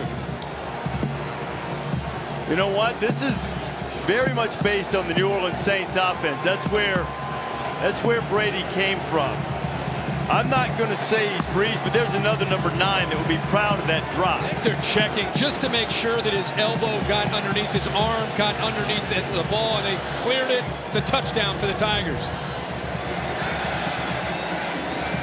I don't think there was ever any doubt about that. Jefferson locked those big mitts on it. Took care of business, and boy, oh boy, Texas missed a couple of opportunities on goal-to-go situations early, and here at the end of the half, LSU is starting to carve up that Longhorn defense, and they have a 20-7 lead. Coach O's feeling it right now. He sure is. This offense was well advertised that Joe Brady came over to kind of help Coach O and Steve Ensminger on, you know, let's open this offense up. Let's take a few more chances. Let's be aggressive. Let's attack. Joe Burrow said this week, we want to be one of the best offenses in the country. And we all thought, oh, that's good. And let's see how they do on the road against Texas. And, you know, it's a half so far, but you got to be really excited to see what we're seeing from Joe Burrow, the rhythm, the balance that he has. Last year he was under center. It just wasn't a fit. He grew up in this kind of offense, and you can just tell the different level of confidence that he has in this offense. There are many years that LSU, after stopping Texas on that last defensive series, Kirk, would have been perfectly content. Let that clock wind down, run out, go to the half with a 13-7 lead. Instead, they call timeout. They get it back, and boom, boom, boom. Now the lead's 13. And see, I think that's the thing. It's not just an offensive philosophy. It's a different approach by LSU as a team. It's no longer defense and special teams and avoiding a disaster on offense and being conservative. Now it's what their fans have been waiting for years. Opening things up, having a quarterback that can attack a secondary. And right now, the way LSU is attacking that Texas secondary, even though they have the lead, they can just keep pushing the ball down the field against the Texas defense. Ellinger's not going to go quietly into the half, but Michael Divinity didn't play last week. And team in family in-house situations back in the lineup and applying pressure to Sam. 2nd and 10 with 41 seconds left in the half. You know the folks in Tuscaloosa are watching this one. What they're saying, what's going on with the LSU offense? It is something foreign to most of the SEC, and man, Coach O had a vision of what he wanted on offense. He found the right guy. Steve Insminger has been very gracious in allowing Brady to teach them the offense and then implement it. And now Texas keeps it on the ground with Ingram with half a minute to play here in the first half, and Longhorns might need to go in and regroup. Yeah, Texas cannot get the ball thrown downfield at all. You know, their best receiver, Colin Johnson, up to this point, doesn't have a catch. He's 6'6". He catches the ball on everybody that he faces in the Big 12. This is an SEC defense. They wanted to challenge him at the line of scrimmage. They wanted to put safeties over top of him. First half goes to the LSU secondary. Remember that DBU? Who's it? Texas? Is it LSU? After one half, it's LSU. They only gave him 3,000 tickets and they put him way up in the nosebleeds, but they are making some noise here in Austin as LSU has a 20-7 lead. That's the end of the first half here at Texas. Halftime report with Kevin Negandhi, Mark Sanchez, and Jonathan Vilma is coming up right after these messages.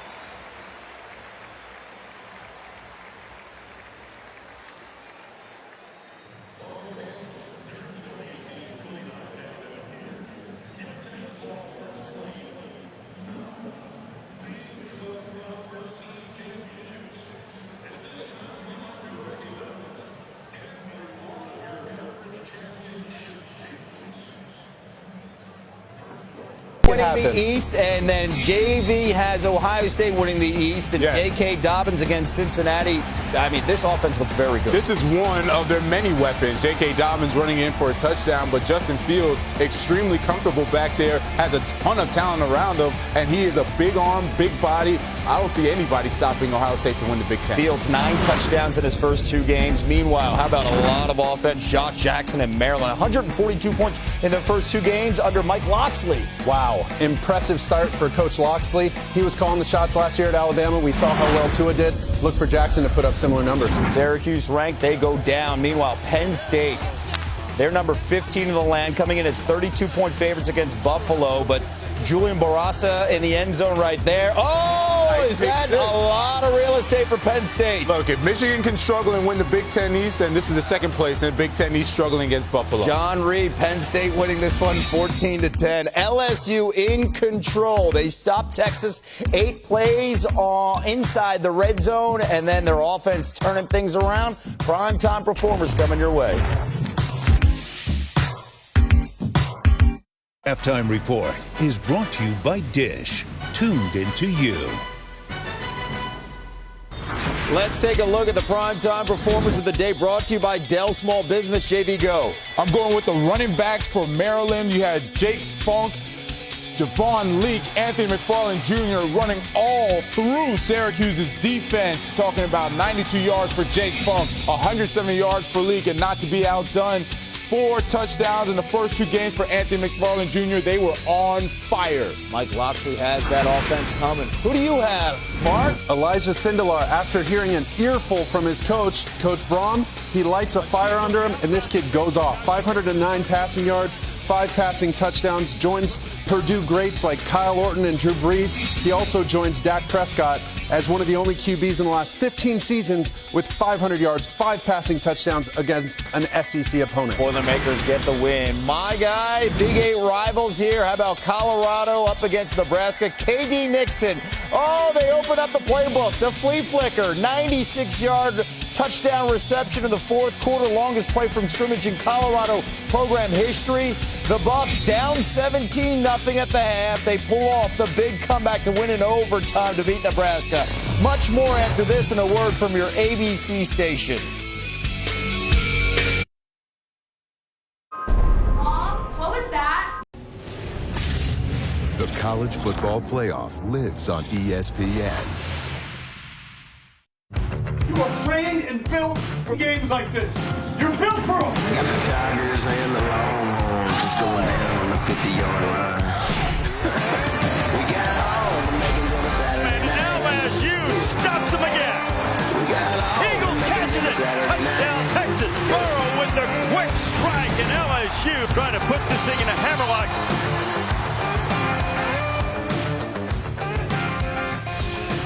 Welcome back to Saturday Night Football on ABC, presented by Wells Fargo, and this presentation of the Big 12 on ESPN. Texas trailing LSU 20-7 here at halftime. Maria Taylor caught up with Longhorn coach Tom Herman. All right, Coach, what was the overarching message you wanted to deliver to your team at halftime? Well, we're down 2 scores. Uncharacteristically, we played tentative. You know, we dropped the pass in the end zone. We had a missed assignment again. You know, our goal line offense, not real good right now, but it's a really good football team we're playing. And if we play our game, we're going to be just fine. Thanks for your time, Coach. Thank you. Tom might be trying to convince himself a little bit with the way LSU's offense got rolling at the end of the first half. Reese Davis, Kirk Herbstreit, and Maria Taylor, who you just heard from back here. LSU's going to get it first here in the second half after really finishing the half strong. Yeah, I mean, Tom Herman, it's not just about his offense, it's about his defense, because I think all of us sensed that LSU in the second quarter, they came alive. They really started to execute and look like a different offense, especially Joe Burrow in the passing game. So they've got to make some adjustments and try to get Burrow out of that rhythm. Clyde Edwards-Helaire makes the fair catch. Joe Burrow will have it on the 25 as we take a look at our Pacific Life game summary. Yeah, and you're just kind of tuning in and seeing this second half. Talked about Joe Burrow. It was big in the second quarter. He started to find Justin Jefferson making really accurate throws where Jefferson can make adjustments to the football. And Colin Johnson has not been able to make a play downfield. They had shut him down. In fact, we thought that might be a catch. It was overturned. It was not. So he does not have a reception yet tonight, and they cannot consistently have success throwing the football. Kirk, he's got 28 straight games with multiple receptions, and now LSU has it back, having scored on 3 straight possessions, 2 of them touchdowns, and Burrow stays hot, finding Jamar Chase on first down. Jalen Green rides him out. You know, this is this new offense of LSU, and now they're on the road. We're into the second half, and you got a 13-point lead. The way they've been able to build that lead is Joe Burrow in the arm. And right now, until Texas can slow you down in this passing game, that's where I think you keep attacking. LSU runs it on second down. Edwards-Helaire will be a yard or 2 short of the first. Now, with that being said, in the first half, they were 20-20 on run to pass. I mean, you talk about balance, not necessarily the yards, but the looks they're giving Texas, very balanced. Edwards-Helaire, he would have had a chance to pick up the first down, but he dropped the pass. And that is huge for the Longhorns to force a 3 and out. But especially because Burrow in the second quarter, 11 of 13, 159 yards and 2 touchdowns. And these last 3 possessions, he's been doing pretty much what he wants. So they get a stop to start this second half, stop the bleeding, and give Sam Ehlinger the football back. Zach Von Rosenberg will punt it to that man, Jake Smith, who is a Gatorade Player of the Year in the state of Arizona. Dynamic, speedy return man. We'll see if he gets a chance. Von Rosenberg drives Smith back inside his 15, where he makes the fair catch. And so Sam Ehlinger with Colin Johnson will come out and try to get the Texas offense cranked up.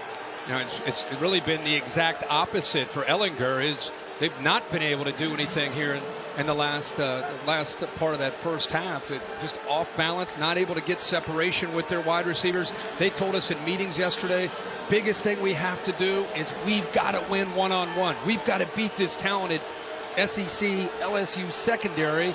And in that first half, they weren't able to do that very often. Kirk, that 52-yard punt pins Ehlinger back at his 14 to start Texas' first drive of the second half. Deontay Ingram. Ingram puts it on the deck. And it bounced right back to him. You're talking about a favorable drop, or a favorable bounce back right back to him. I mean, that ball looked like it was going to go out into the open field where LSU's defense would get a chance to make a play on it. Good effort that time by Phillips to knock that football loose. But as I said, it has happened to bounce right back to him. That's a member's bounce. Rashawn Johnson gets it, and Rashawn's done a really good job for a guy who just moved to running back from quarterback a couple of weeks ago because of the depth issue. Well, he gets the ball, he just hits it. You know, they'd like to actually see him have a little more patience. Keep in mind, he has been a running back since 5th grade. He's a running back right now, and that's a good twist pickup of about 4 before Phillips gets him on the turf. Yeah, it's been remarkable to see what Texas has endured with injuries. Tom Herman has had to move some people around. Rashawn Johnson, a quarterback until 2 weeks ago. He's a true freshman. He's had to move to running back to give them depth and to give them a kind of another back there besides Ingram. Johnson catches the pass and heads for the edge. Rashawn Johnson rear end over T-Kettle around the 35 and close to the first down. If nothing else, I love his energy. You know, he's coming in with a purpose, and he seems to be incredibly fired up just to have the opportunity to be out on the field and play. You can tell there's a different gear, almost a different level of intensity when he gets his ball, or he gets his hands on the ball compared to Ingram. Texas has moved it out from its own 14, picked up a couple of first downs. Ehlinger taking a shot, got to win those one-on-one battles, and Christian Fulton had really good coverage on Colin Johnson. He got the safety on the hash, Delpit, so he gets the one-on-one matchup. Good against good. Who's going to win? Fulton, one of the top corners in the SEC. You see the size advantage. Starts to get his hands around the ball, is way underthrown. And there's no interference at all there. Good job by Fulton to let it go. And, you know, that time it looked like Johnson was able to get downfield, but Sam Ehlinger unable to get the ball thrown out in front of him, instead thrown behind. Sam hasn't been quite as accurate always as we've seen in the past, though that one was right on the money to Devin Duvernay, and another first down for the Longhorns. And so here's that run pass option. He's looking at these linebackers and his safety. When he senses that they're going to come up, he's going to pull it out, throw it right behind them. Good read, in rhythm that time. Puts it into the running back's stomach. Feels the safety, that hang player he's trying to put into conflict. Makes a good read and a good throw.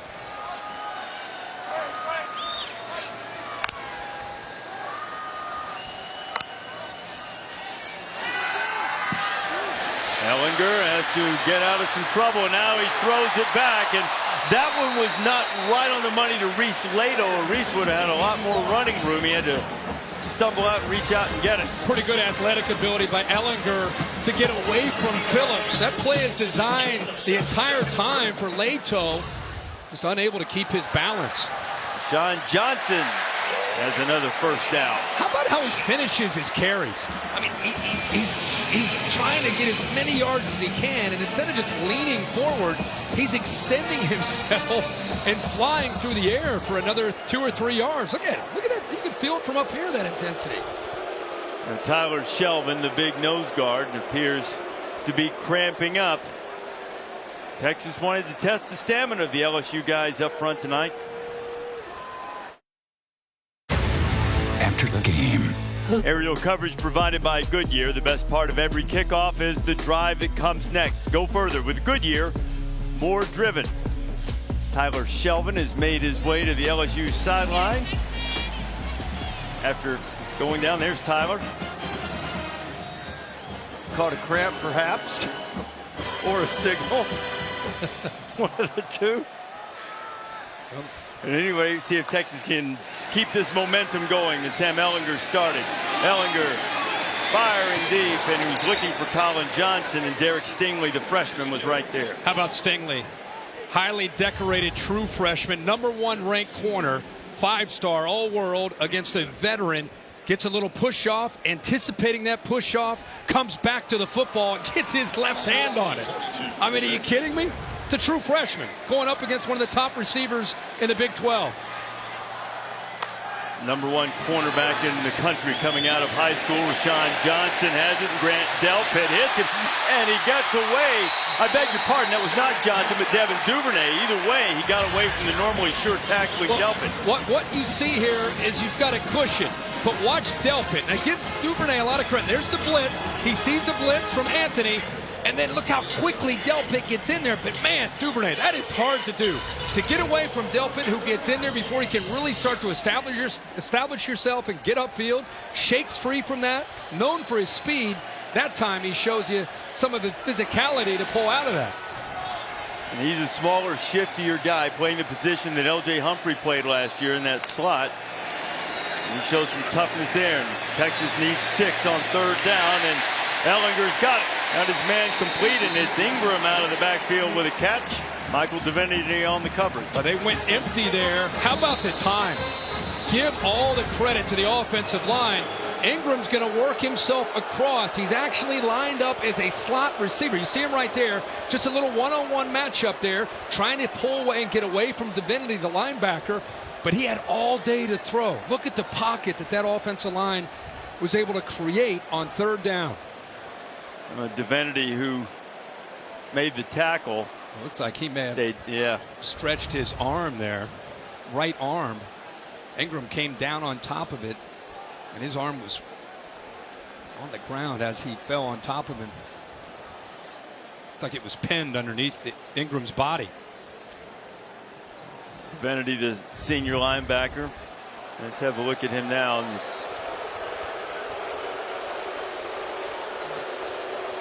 Let's see it. Gets underneath Ingram. He is up and heading over to the sideline.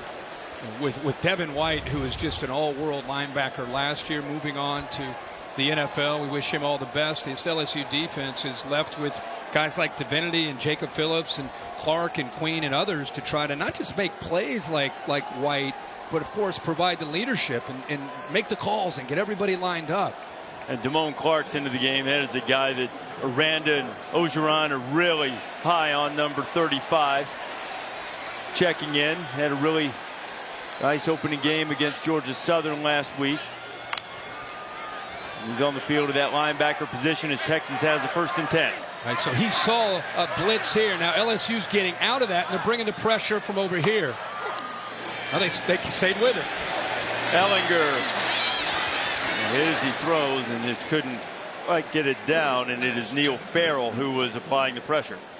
Yeah, they still got to him.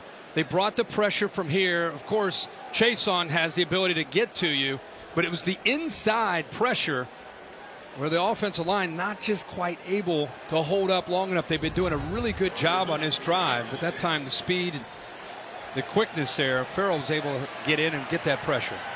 72 back in. Ingram takes a couple of big time hits. It'll be 3rd down and long coming up for Texas. Previously mentioned Clark in there. The deeper Texas gets with Tom Herman calling the plays here, the more the pressure has been coming after Sam as they get inside this 30-yard line. That's 3rd down. He's got man-to-man across the board, safety in the middle, Delpit playing free. He's trying to find the matchup that he wants. Where can he win in a one-on-one matchup? Last time he went to Ingram, who's over there lined up as a running back, but over here in the slot against the backer. And Divinity is back in the game, and he drops into coverage. Ellinger firing to the outside, and it's a 1st down. Texas and 1st catch of the night for Colin Johnson. I tell you something, that's big time. This is a big time throw on 3rd down and long. Johnson, what you can't see is the back shoulder, but watch Sam Ellinger take a hit as he throws the football. Gets submarine. That's big time. Gets it out to Duvernay. Duvernay runs through a tackle again. He got away from Delpit again. 2nd time on this drive. He almost welcomed him. Said, let's do it. Let's see who's going to win this. It's like a drill in practice. I'm going to lower my shoulder. You're a great player, All-American. You take the hit. I'll take the hit. And you know, he's got some lower body strength there. He's able to go over top of him. Another LSU player goes down. I think that's the 3rd player this drive. That's Divinity for the 2nd time. And the crowd is reacting because they believe that perhaps LSU is more interested in stopping the Texas momentum, but the medical staff out checking on Michael Divinity. He's in pain. There's nothing small. Monday Night Football, presented by Wells Fargo on ABC, is brought to you by General Mills. Bring more to your game day with General Mills tailgate recipes. See what you can create at wearetailgatenation.com. And Old El Paso. Everything goes with Old El Paso.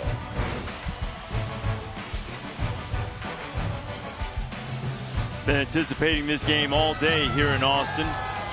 And a timeout because of Michael Divinity's injury. Headed back to the LSU locker room, presumably to get an IV at 2nd and 6. Kirk. Delpit here on the hash to protect from the deep ball. Ellinger pulls it down, is going to run with it. Sam gets up close to the 1st down marker. And this has been where Texas has struggled tonight. They've run 8 plays inside the 8. They haven't scored yet. Design quarterback draw. He gets the center Shackelford out in front of him. They did a good job of waiting to give his center Shackelford a chance to get up to the linebacker Jacob Phillips for good yards. Nice patience. Okay, Sam came up just short of the 1st down there. Doesn't need much. Keontae Ingram has the 1st down for Texas, and it's 1st and goal again for the Longhorns. So a good push there on the inside of this offensive line. Cosme gets a nice push. Left guard also Braun getting a push. This is a big drive for Texas's offense and Tom Herman. And it's lasted forever. This is the 18th play of the drive.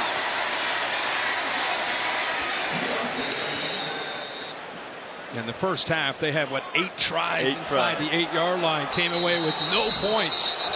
Goal line stands early in this game favored LSU's defense. It's really the defensive line getting the penetration. And this is LSU defensive lineman Rashard Lawrence, who's down now. You know, Divinity actually went off the field and then into the locker room. We would assume with cramping issues, maybe to get an IV. As we let the LSU staff, Jack Marucci and friends, check on Rashard Lawrence. Here's what happened in the first quarter when Texas down 4th and goal, same end zone. Yeah, they had a chance here. 4th down, Ingram. Everybody thought he's caught it, touchdown. Obviously he did not, and then here they are, 4th and goal again. They went with old bread and butter trying to run Ellinger. LSU's defense slanting, expecting that. They got the penetration. Linebackers able to get in and deny him. Just a small point. The second opportunity they had down there was set up because of an interception that was a result of the poor field position after they dropped the first touchdown pass. But the point remains, they've been on the doorstep seemingly all night, and they've been unable to cash that one in. Their only touchdown coming on a 55-yard strike from Ellinger to Eagles.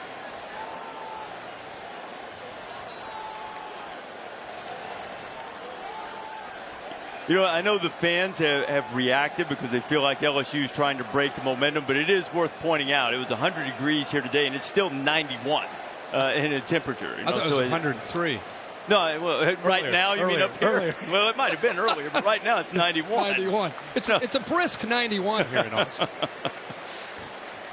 No, but the heat, as this game goes on, you see both these teams practice in this. You'd expect them to be in shape and ready for this. That doesn't look like cramping. No, it doesn't. It looks like he's trying to keep the weight off. He's such a big-time player for them on that D line. He's had a good night, but he's really trying to keep weight off of his leg there.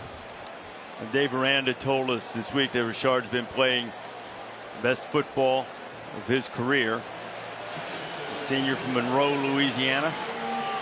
You know, if you're going to run Ellinger, instead of running him wide against this defense, I think you got to run right at the defense. Tough to get wide against his speed. Sam's mom, Jenna, making sure everybody's looking toward this end zone.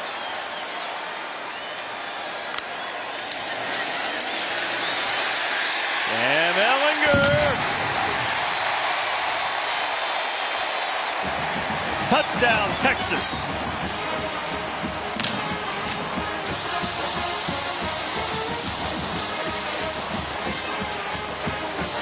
Well, they looked earlier. They gave him a touchdown and then reviewed it, and we called it where his knee was down. They may take a peek at this, but I think he's in the end zone. That's what I said. Run right into the teeth of that LSU defense. Don't go wide. Give them a chance to get penetration, challenge them, and go to your bread and butter.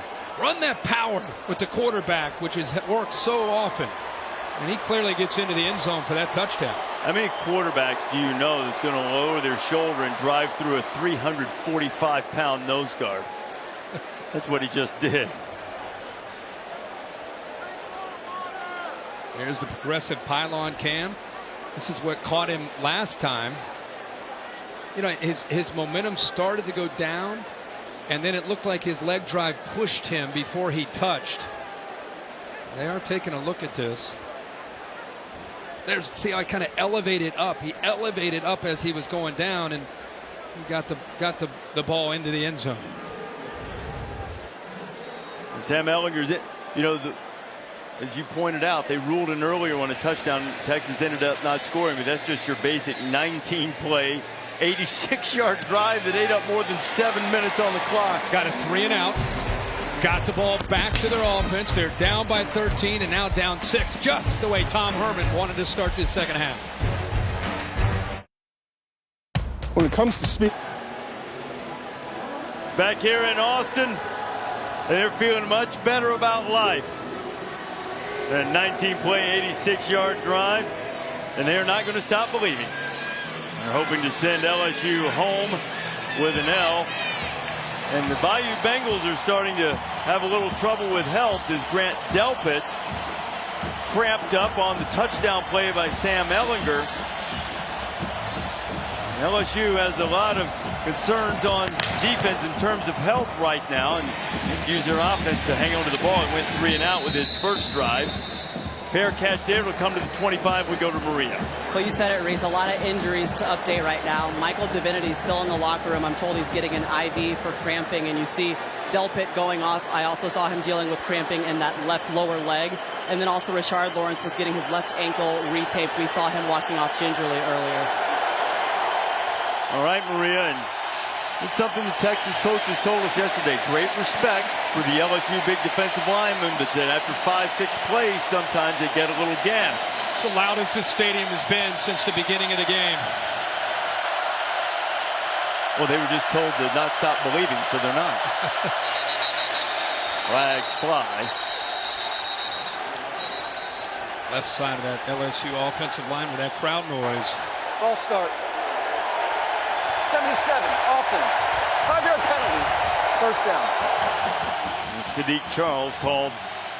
We're getting a bit anxious. It'll be 1st and 15. This is where the student section is. Offensive line is going to have to deal with crowd noise here. See, right around that band. That's where it gets really loud.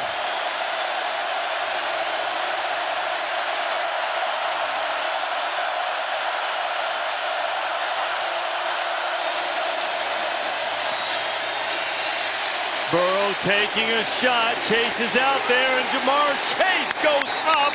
And it looks like somebody just got mossed. It was Jalen Green. Well, they took away the crossing route that's been hurting them in the middle of the field. So Burrow, little stutter and go by Chase. It's a matchup he's been winning all night against the young Jalen Green. He gets by him, and he makes a heck of an adjustment on the football. 41-yard pickup for Chase. Burrow down the middle. And another completion. Terrace Marshall with this one. First down by you Bengals. I'm very surprised that Todd Orlando, the defensive coordinator, keeps leaving these young corners. They've never been in a game like this. I know it's the system, but he's leaving them out on islands, and they're getting exposed. Edwards-Helaire on the ground, spinning inside the 20 before he's knocked down. Todd Orlando, he believes in an aggressive defense, 3-3-5, likes to give you different looks, loves to trust his corners to be able to hold up in coverage, try to hold up and get pressure. And a hit and a tackle for loss, and a much-needed one as Chris Brown knifed through there and gets Edwards-Helaire early. Yeah, they told us Chris Brown, Orlando felt that breaking camp, he had the best camp of the defense along with Osai, and he said it's nice to see when guys practice really hard, it pay off for them in games. And Brown had a heck of a week last week and makes a big play here on 2nd down for Texas. Orange bring in fresh troops on the defensive front.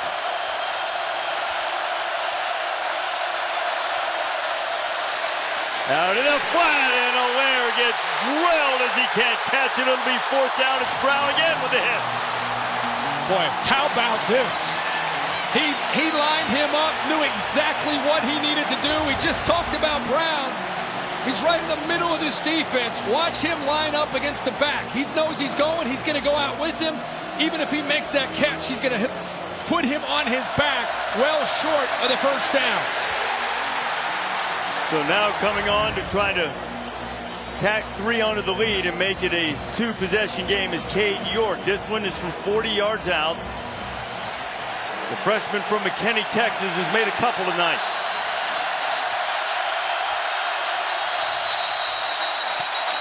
And LSU has to use a timeout.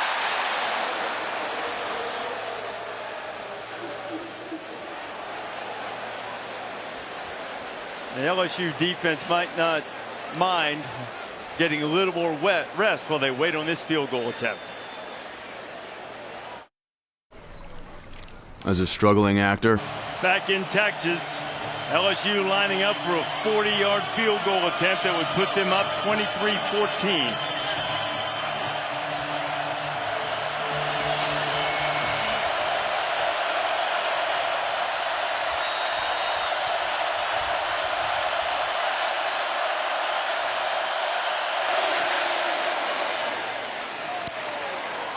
Clutch. One of the nation's top kicking prospects shows why. Clutch. His 3rd field goal of the night back in his home state, and LSU is up by 9. The much-needed drive after Texas had gotten back in the game and controlled the clock for nearly half the quarter. Now how LSU is able to answer and get a score. Monday, the 50th season of Monday Night Football kicks off on ESPN, ESPN Deportes, and the ESPN app with our annual Week 1 doubleheader, 7 Eastern. Drew Brees and the Saints. Offense might look a lot like what you're seeing from LSU from a scheme standpoint. Take on the Texans, and then it'll be the Raiders, minus AB, and the Denver Broncos. Monday Night Countdown starts at 5 Eastern time. First Monday Night Football game, September 21st, 1970. Browns beat the Jets back in the day, so we get 50th season this year. How about that drama with AB?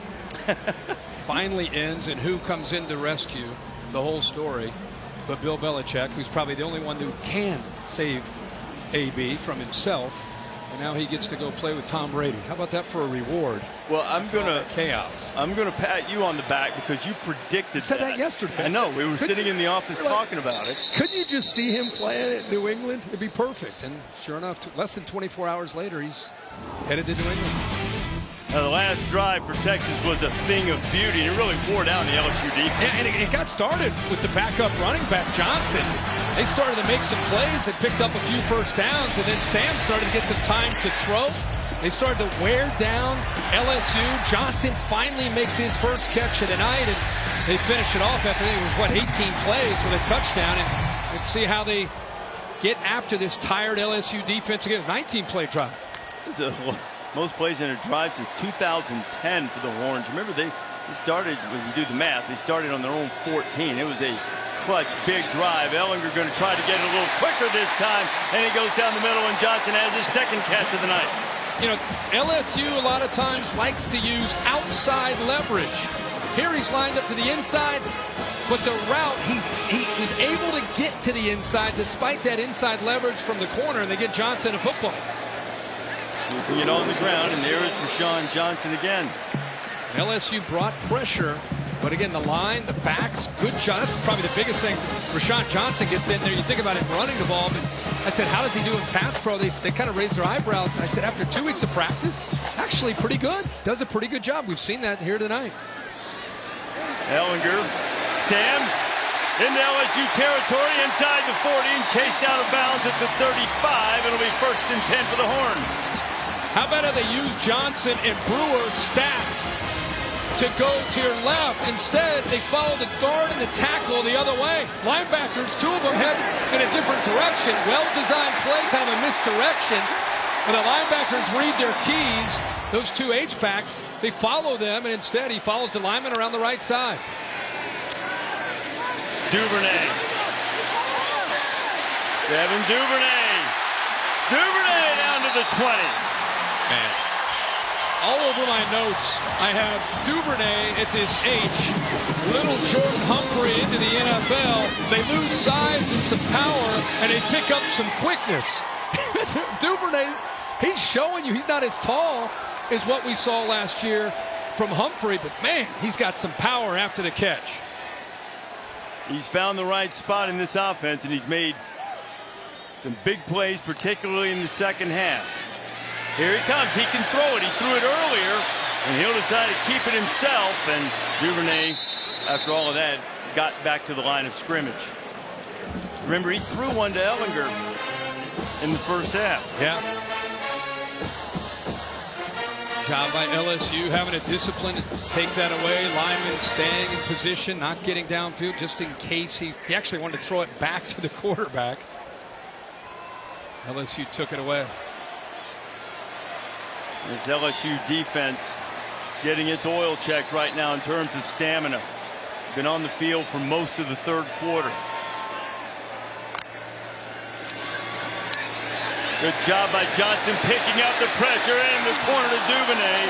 And they couldn't quite connect. And there was the example of Rashawn Johnson, the former quarterback, who understands where the pressure is coming from and where the protection needs to be, of picking up a blitzing linebacker. Yeah, he picks up Clark on the blitz, man-to-man.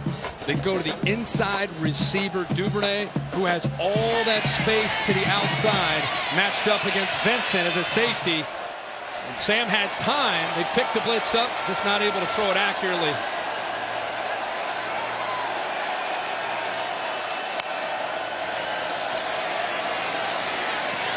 Down the middle, it's in there and caught for a touchdown. It's Jake Smith the freshman.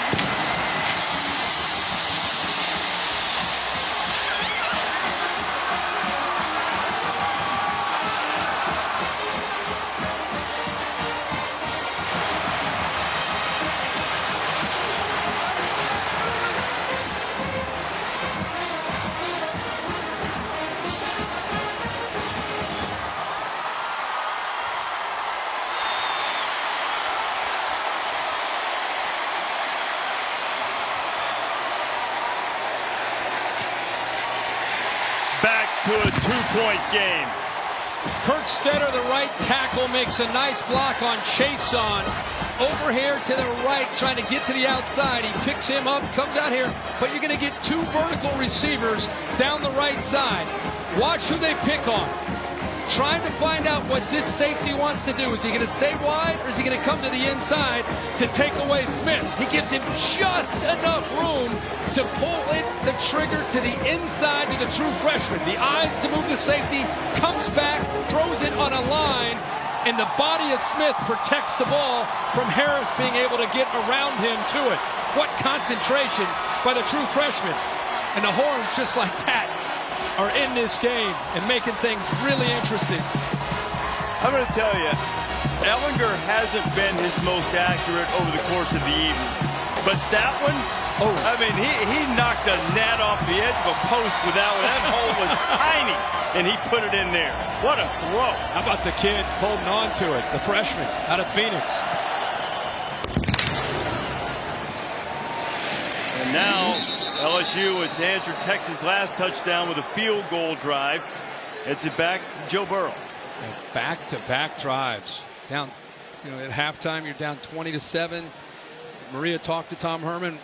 We were saying, boy, what's going on here at home? And boy, he's gotten his team ready to play this second half. You got the men's championship of the U.S. Open. Chris Fowler will be there. 2019 U.S. Open presented by Mercedes-Benz. Three-time champ Rafael Nadal taking on Daniil Medvedev. Coverage begins with the men's championship preview show presented by Spectrum at 3 Eastern. Nadal and Medvedev 4 Eastern on ESPN, and of course streaming on the app. Edwards-Helaire makes the catch, but a very short game. B.J. Foster is there. Burrow has thrown a lot of balls downfield and has had a lot of success throwing the ball downfield, whether it's been to the right, the middle, or down the left. He's had opportunities with his receivers left one-on-one with the corners, and he's hit a lot of them. Burrow approaching a 300-yard passing evening, 280 at the moment, looking at a 2nd and 8. Now Joe's going to run it. He'll be knocked down at the 30. And here's his passing chart. Look at it. Look at the throws downfield, 11 yards or further. Hasn't missed one to the left, the middle. Just missed the one off to the right. It's been a great night in this new offense for Joe Burrow. And now Texas has him at 3rd down. They have 3 D linemen. It's starting to creep up, bringing maybe some pressure over here.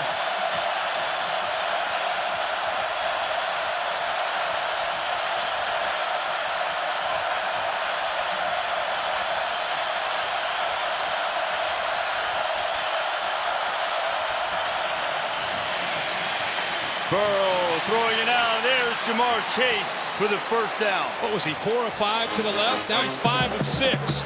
Texas tried to get Chris Brown over there. It's been a long night for young Jalen Green, number 3. Chase has gone by him almost any time that he wants. Texas has got to protect him with a safety, or Joe Burrow can go there anytime. Pick up at 26, and now back to the ground. Edwards-Helaire running tough with a good gain on 1st down. Jalen Green is a talented young player, but this is his first big game against this kind of defense, or this kind of offense and this kind of skill. He's going to be a superstar down the road, but he's getting kind of welcomed to the big time, the big lights and the big stage by this LSU wide receiver corps. Texas had replaced cornerbacks this year. Colin Johnson told me during practice that Green had been the best, but the baptism by fire continues for Jalen Green tonight.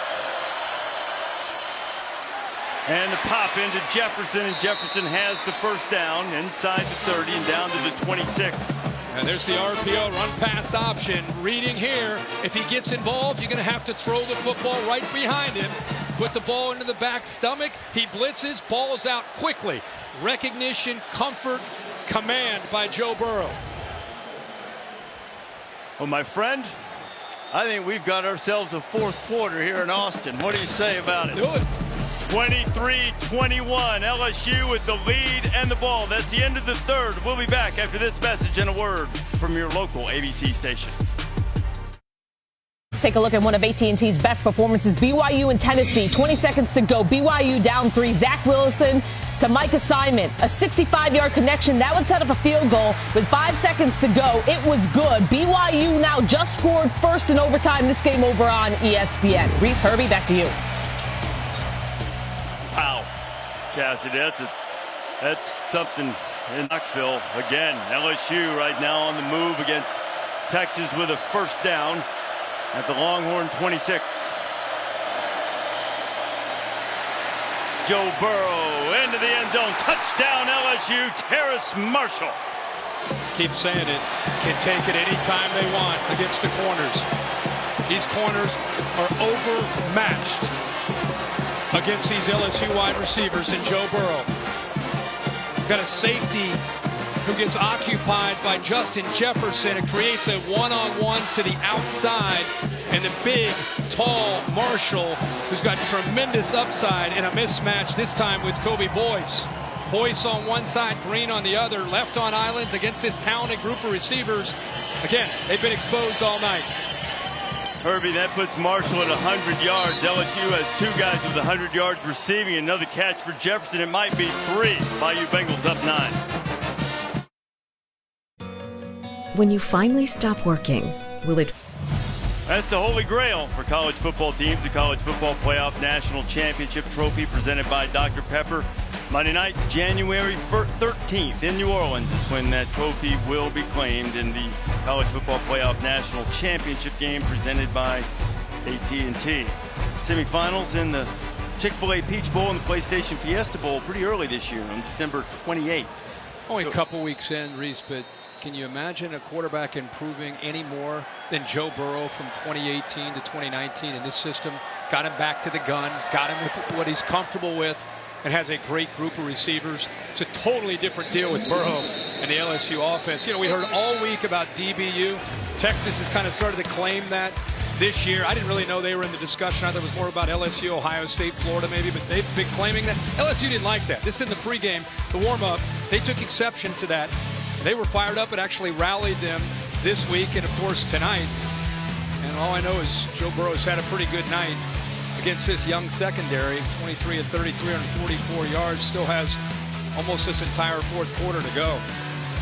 Joe Burrow's been like the guest professor administering a master class against DBU so far. But hey, look, there have been great defensive backs at Texas. Aaron Ross, Quentin Jammer, Michael Huff. And that's what they said they were just paying tribute. They weren't trying to take a shot at LSU. And the LSU defensive backs here in the second half have been cut up a little bit by Ellinger and Duvernay and company. I tell you, Duvernay is starting to really have a heck of a football game in the slot, making not only catches but getting valuable yards after the catch with kind of a physical style and some toughness. And Kerstetter, who we saw just bury. 68, offense, 5-yard penalty, first down. Caleb Von Chason in the last drive got a little anxious that time. This is the second penalty against the Longhorns for 10 yards. It's been a pretty clean game tonight. LSU's only been penalized 4 times for 35 yards so far.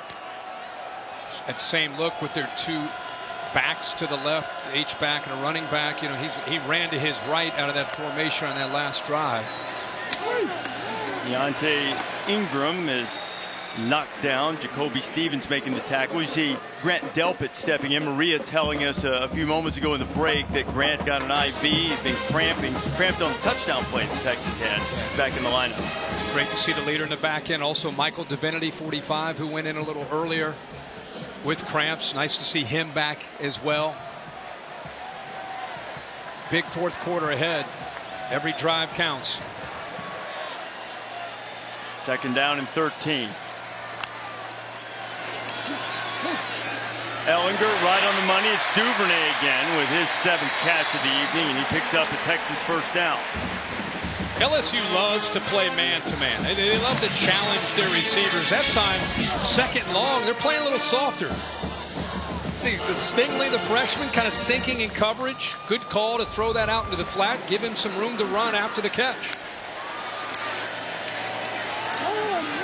Ingram looking for running room and not finding any. He'll get nothing. Chason was the first guy there. Nice. This Chason is a young man we've talked a lot about tonight. Known really for his ability with quickness to rush the quarterback. But that time, I think he's really trying to pride himself on being a complete player. Just got to the outside, kept his outside arm free, set the edge, forced Ingram back to the inside, then got involved in making a tackle. Sean Johnson back at running back alongside Ellinger. Sean has it, a little bit of an alley, gets away from a tackler, still on his feet, and finally forced out of bounds just inside the 45. Good blocks downfield. Actually, Stevens was able to get off of like Leto, who was out there, the tight end. That's what made Johnson make that cut. I thought he was going to try to get upfield and pick up the first down. Chason got off the snap quickly on 3rd and 2. They took a shot for John Burt, and he was out of bounds when he grabbed it. Burt, the track star, made a great grab but couldn't come down in bounds. So what are you doing here, 4th and 2? How about them going for a shot downfield on 3rd down instead of maybe running, the back or running Ellinger, trying to maybe pick up, get a little closer. Instead, they try to sneak a one-on-one matchup down the sideline. They're going to go for it. I think they have to. Down 9 into the 4th quarter. That's a long 2. Maybe 3. They're going to throw it anyway. You there? Play clock getting down. Ellinger slant. Duvernay. First down and touchdown.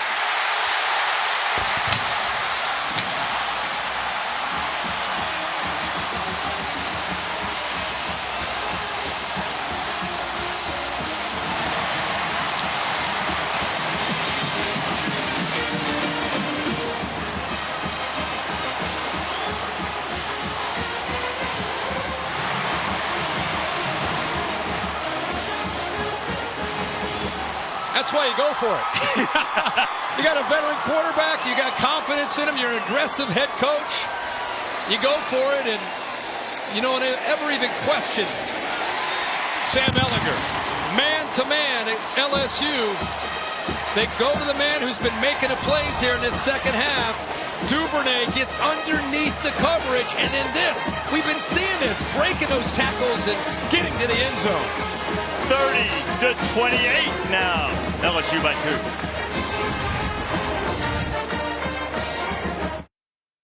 2. This is Jerry. Jerry has a membership to Saturday Night Football on ABC is presented by Wells Fargo. This is a commitment to better banking. This is Wells Fargo. In part by Pacific Life. 150 years strong. Protection and retirement solutions for your future. And the Ford F-150. Built Ford tough. We had a tremendous scene for College Game Day on the 40 acres LBG lawn this morning, and next Saturday, for the first time in game day history, we're headed to Ames, Iowa State for the Cyhawk. What was that noise I just heard? Is that a noise coming out of Ames, Iowa? They've been wanting game day to come there for a long time. Hey, Reese, let's go back to this touchdown and the way it was designed. Cade Brewer, the tight end, it's his 4th down. He does a nice job of almost setting a screen to give Duvernay a chance to get man-to-man. Look how tough this is for Vincent to be able to get around and make a play. He'd like to make the tackle there, but it was very, very hard in man-to-man with a big tight end setting that screen, kind of a pick to get underneath. But this is the thing that Duvernay's showing tonight. Not just that speed, but being able to pull out of tackles and get more yards. Had a heck of a night. A heck of a 2nd half, Kirk. 7 of his 8 catches in the 2nd half, 105 of his 122 yards and a touchdown in the 2nd, and now Burrow has a chance to answer. Burrow to Leonard Fournette, and he's knocked down immediately for no gain. It's Brandon Jones. tell you something. We came into this game expecting a competitive game. We were so excited as a crew to come to Austin, Texas. We've been talking about this game for a long time. And to have it live up to this, Joe Burrow, the way he's played, Sam Ehlinger, this is two of the best quarterbacks in the country going toe-to-toe and swinging here in the fourth quarter.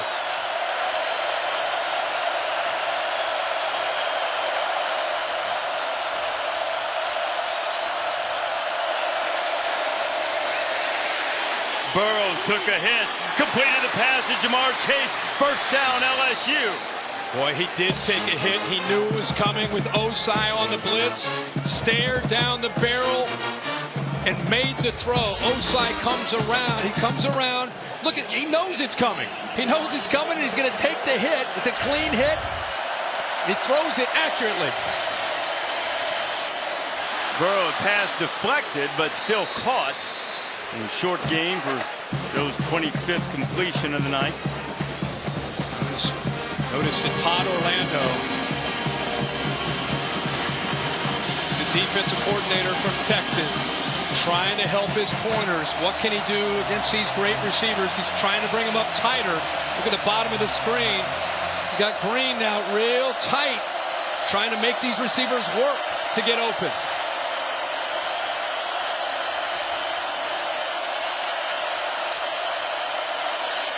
Bringing him.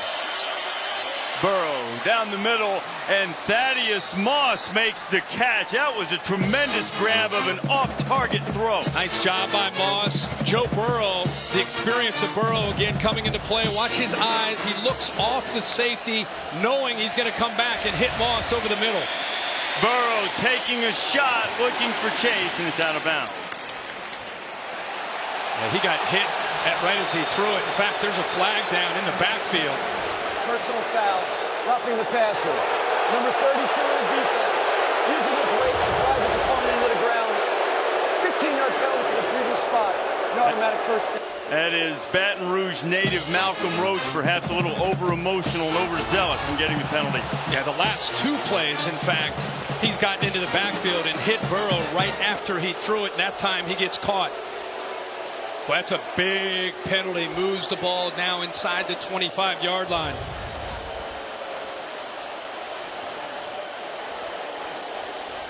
Ooh. It's Thaddeus Moss. That's the previous play. And the booth didn't really have time to look at that at all with the tempo of this offense right now.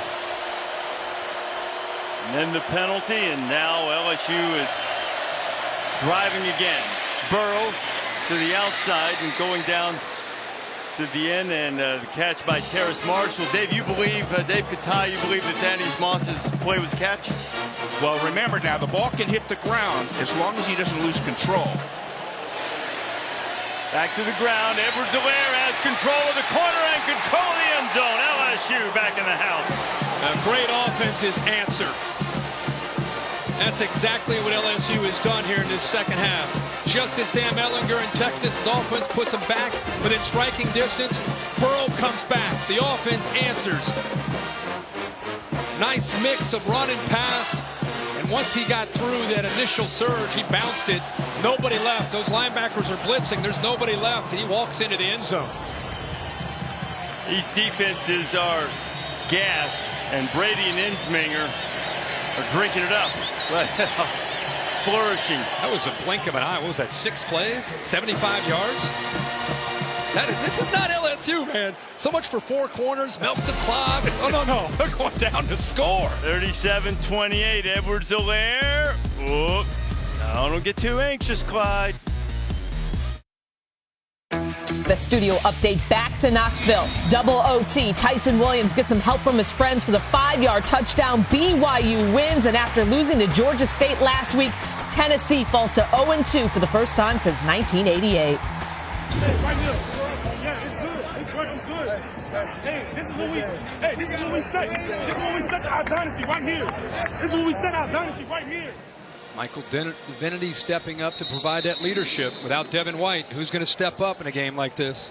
And defenses need to try to make a stop. You know, here in Austin, Kirk, the All-State bus, helping us keep up with all the mayhem on a busy Saturday. What's your mayhem moment for the day? We had some crazy mayhem late throughout this day, there was also some scary moments for Michigan. Army led this game throughout most of the game, but late in the game, Michigan made the plays that they needed to make, went into overtime, came up with a sack, and a little surprised by this celebration beating Army, but nonetheless, it was a big win. They found a way to come back, but they got a lot of work to do on the offensive line before they worry about Ohio State or anybody else for that matter. Sam Ehlinger got some work to do, now down by 9, and Sam scrambles and it's forward before Michael Divinity. We've seen these two quarterbacks go back and forth. You can see the second half that Sam has enjoyed.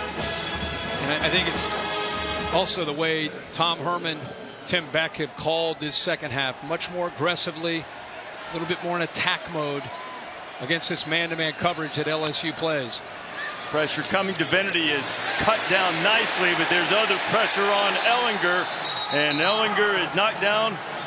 There's Glenn Logan in there celebrating. Looked like Fehoko was giving part of the pressure, and now Texas is in a 3rd and long. Well, he looked at Duvernay, but he actually ends up having his tight end here, Brewer, break free here. He's locked into the outside, but if he would have just let this play out, read the coverage, boy, he had a big play there to Brewer, but Duvernay, he's been there so much, I think he had a tendency there to maybe just lock in a little early, a little prematurely. This is a huge 3rd down for the Horns. Ehlinger going up top, and air flags coming, and they will deliver. Todd Harris just all over Colin Johnson, but there's also a flag in the backfield. It's interesting to see what they do here. Definitely pass interference downfield with Todd Harris. Grabbed onto the jersey. You know, initially you could have said, what about Johnson, a little push off? But you could see Todd Harris grab onto that jersey. Team during the play, holding. Number 52, offense. Pass interference. Number 4, the defense. His penalty's offset. 3rd down. All right. Samuel Cosme's played very well, but that is a costly penalty. And that's holding.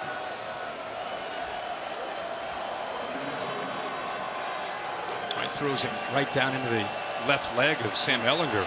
Oh my gosh, is that dangerous? And hopefully Sam's okay. And both of those penalties pretty obvious. Fatigue perhaps setting in on both sides, so it's 3rd down and 10.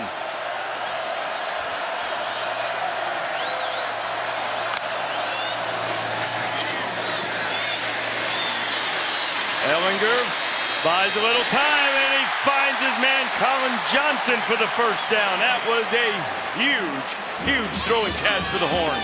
There's the experience of a quarterback and a wide receiver. When things break down, he starts to take off, and I love to watch as his receiver works to find the opening, goes back to the sideline, has his head on a swivel to find out where the defender, most dangerous defender is, and works away from him, still knowing where the 1st down line is. 19 yards. His favorite target. Ehlinger steps up. There's going to be another hold in the back. Ehlinger gets the 1st down and is running inside the 35, but it's going to come back, and Caleb Chason is slow to get up, and so too is Logan.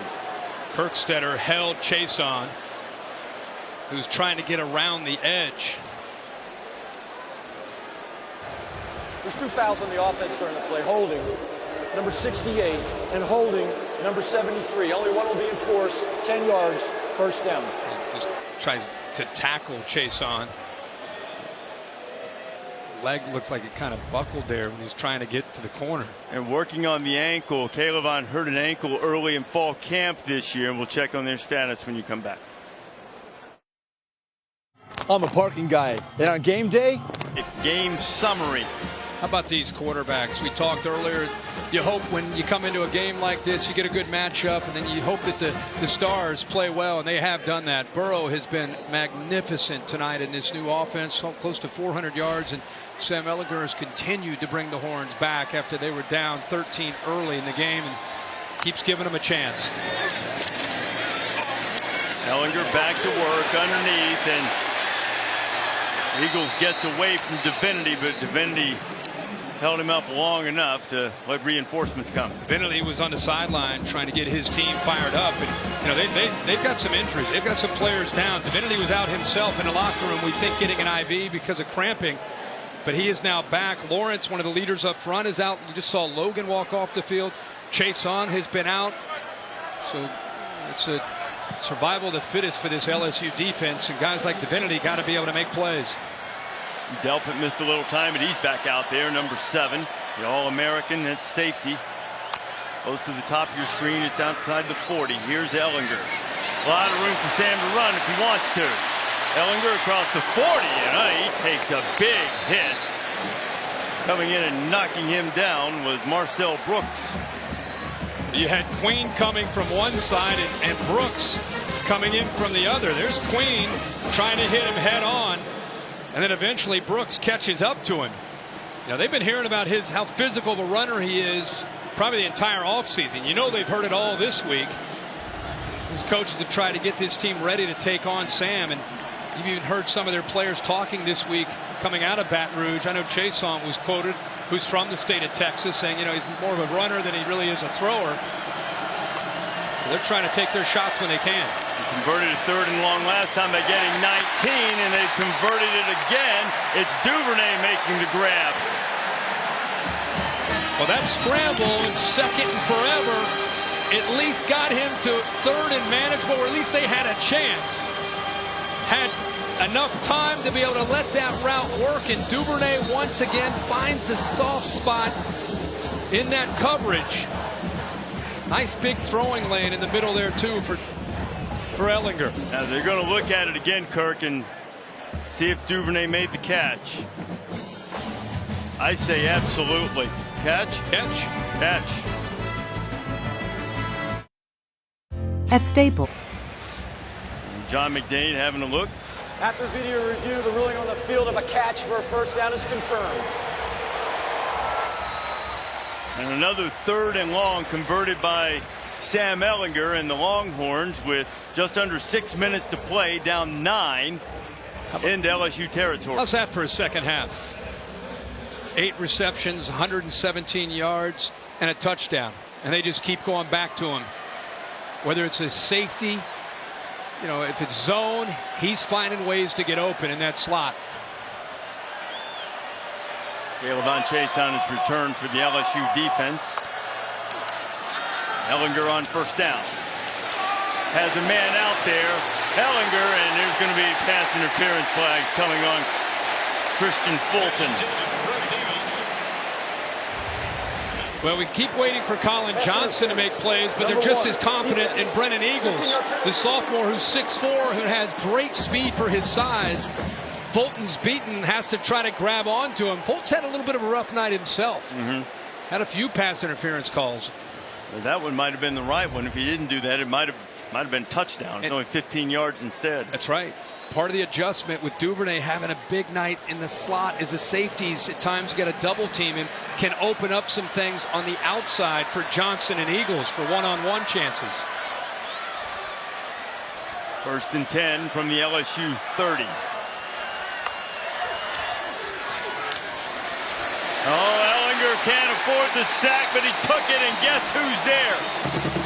The man who said this is when your defensive legacy is made. Yep, they brought 2 linebackers right here and then right here to the middle.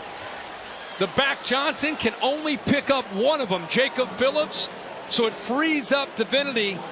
And I think Sam Ellinger expected a guard or a lineman to pick him up, but with both backers coming, one of them comes free, and Divinity's able to get there.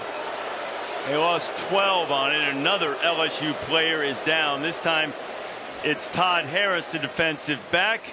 Coach O trying to hang on to this 9-point lead. Why choose Invisalign over other aligners? Are they comfortable and safe to wear? I asked her doctor for a better alternative. For this barn burner, except on the West Coast. For your late local news over most of these ABC stations, and be sure to turn to ESPN later for SportsCenter for all of the highlights from college football and all of the day in sports. Prominent among those highlights, one would surmise, would be this thing that we have going on right now. Top 10 showdown in Austin. LSU with a 37-28 lead, but the Horns on the move, and now with a long second down to deal with after the sack. Todd Harris, the latest LSU player to apparently deal with cramps, had a couple of guys go and get IVs. It's been a hot day in Austin, over 100 degrees and still into the 90s deep into this game. We've seen the defenses get a little gassed as we've gotten deeper into it. And now the LSU defense needs to stand up and see if they can make a stop, and Ellinger needs to make yet another play.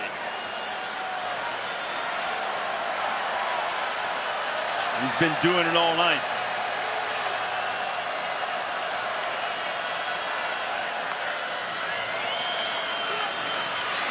Sam going deep again, looking out there for Eagles, and this time Fulton covers him and doesn't have yellow laundry to show for it. Well, the difference there is he's in phase. You know, when he's been called for pass interference, he's been behind the receiver trying to catch up to him. This time he doesn't bite on that stutter and go. So you see how he's looking back at the football in phase. He can get away with a little bit of grabbing, a little bit of pushing, because he has just as much of a right to the football as the wide receiver. Oh, well, Dave's fired up up here. Yeah. I've been well schooled by Dave. 3rd and 22. Quarterback draw, and Ellinger trying to get a chunk of it back so 4th down will be more manageable, and he does. I think they're going to have about 9 to go for the 1st down here. You got to kick the field goal. Yeah, make it a one-possession game. You rely on your kicker, who's hit some clutch kicks throughout his young career. Most notable one to beat Oklahoma in the Red River rivalry game. Played twice last year. This is a 47-yard attempt for Cameron Dicker, a sophomore from Lake Travis High School here in Austin. On the way, one-possession game.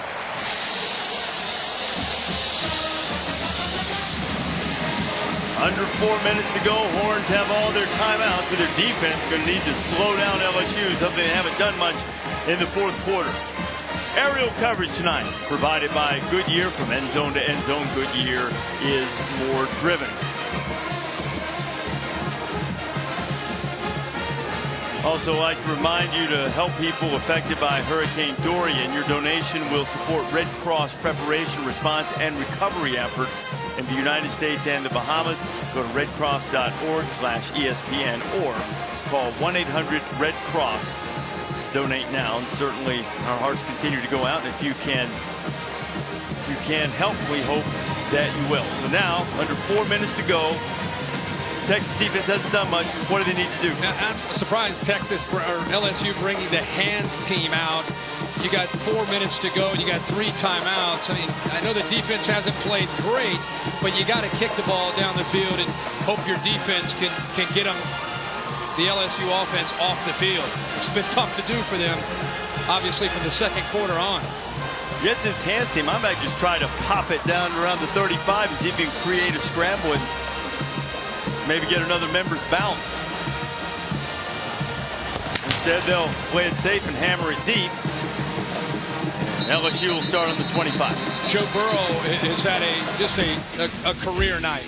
Everything you could hope for in this new offense, and has been able to anticipate. Look at that, ball's in the air. Receiver's still running his route. Ball is out. That's where he has been tonight.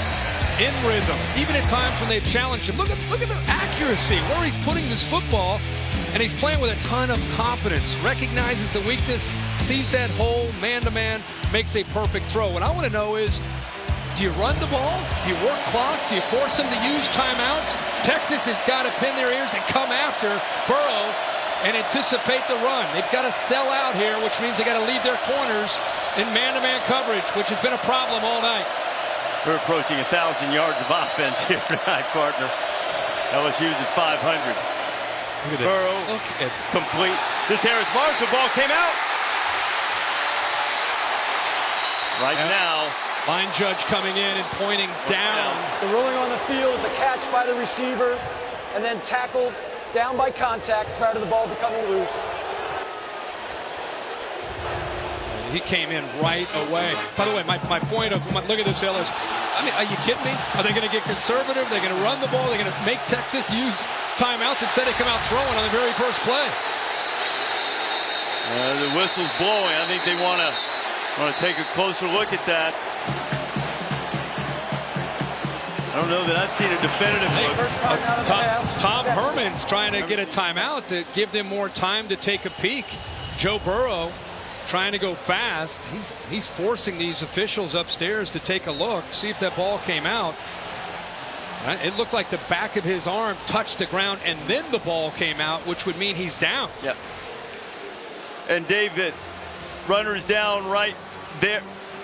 That angle almost looked like the ball was moving first, but what if the contact with the elbow causes the ball to move? That elbow, remember, it's anything other than the hand or foot. That elbow puts him down. And from what I'm seeing right here, it looks like there's not enough ball movement or anything to show a loss of control before. Let's take a look at this right now. You don't see the ball move yet. Not moving at all. Now it's not moving. Now you got the elbow down and maybe part of the forearm. Now the ball moves. Yeah. I don't see them changing this call. And they called that on the field down right away. They jumped in there. And remember, the call on the field is to be presumed right. After video review, the ruling on the field of a catch and then down by rule is confirmed. First down. Confirmed. I think they all saw what we saw. So Tom Herman, in the meantime, burns a timeout. Every timeout at this point in the game matters. You can understand him wanting to take the risk, take the chance just in case. Joe Burrow was going so fast. Give the replay booth enough time to take that extra look. And in the process, he burned that timeout. Have a look at this. Burrow now with the fourth 400-yard passing game in LSU history. And not all the Longhorns necessarily agreed with that call. I'm just amazed they continue to trust Joe Burrow in this case. You're up by 6. You'd think if you pull out most offensive coaches, the playbook with 353, you would think there'd be more of a run game forced in. But I'm telling you up here, I love it. Don't get me wrong, but this is LSU we're talking about, the king of conservative. And they're out here throwing it around with Burrow with the lead. I think they've abdicated that throne of being king of conservative.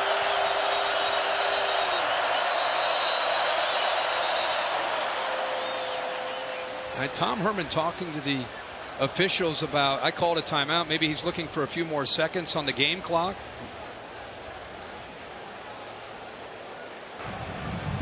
The game clock was erroneously started because of the charge timeout charged to Texas. Yeah. But the game clock operator, please put 3:53 back on the clock, and the clock will correctly start on the snap.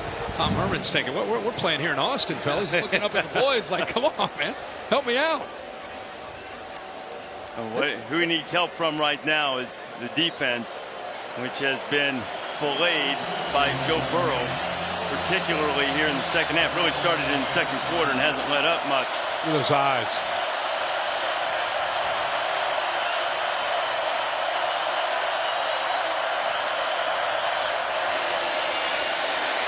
Burrow complete. It's Jefferson. And that will be another milestone for LSU for the first time in school history. They have 3 100-yard receivers in a single game. Incredible the way he's spreading this out. Like I said, composure, command. You're going to have to tighten up this coverage, take away those throws. Edwards-Helaire dancing and getting up and moving the chains and moving that clock. Just see Joe Burrow. There's his mom saying it's a first down. Dad off there to mom's left, our right. Joe told me this week, he said, my dad said, you know, as a player or a coach, first time in 50 years that I'm doing this, just being a fan, watching football as opposed to playing or coaching. Joe's going to work this play clock down. But if you're Texas, no more cushion. Don't give those easy access throws. Tighten things up. There you go right there. Take those away. There they go. And Jimmy Burrow's finding out how agonizing it is to be a fan sometimes. Joe going up top, incomplete, tight coverage, clock stop. That's exactly right. If you're soft, Joe's a veteran. He's going to see it. He'll just take that quick throw. It's like an extension of their running game. It's a gain of 5. Clock keeps moving. You got to use a timeout. It's high risk, high reward. You tighten up, they might beat you over your head, but that's the chance you got to take with 2:43 to go. Don't give those easy throws away. Tighten things up and challenge those wide receivers. worth the risk. That snapped the streak of 11 straight completions for Burrow. I still just can't believe they're just throwing the ball downfield. Here comes Heat. Burrow getting pressure, and Burrow sacked. Brandon Jones, the secondary leader, came off the corner. Now it's 3rd and long. Interesting here, Reeves. I want you to watch the offensive line, including the tight end Moss. They're going to slide this way. The blitz comes from here. Nobody picks up the blitzer. They're sliding to their left. Nobody there to account for them. Even the running back, tight end and running back are on that side. They work to the left. Nobody picks up the blitzing safety, the veteran Brandon Jones, and that's exactly what Texas needed. They needed it desperately. They called the timeout. A 3rd and 17 coming up. Boy, this crowd, when the timeout is over, and Burrow gets that offense up there and that defense is getting revved up, you're going to see the new Texas atmosphere here.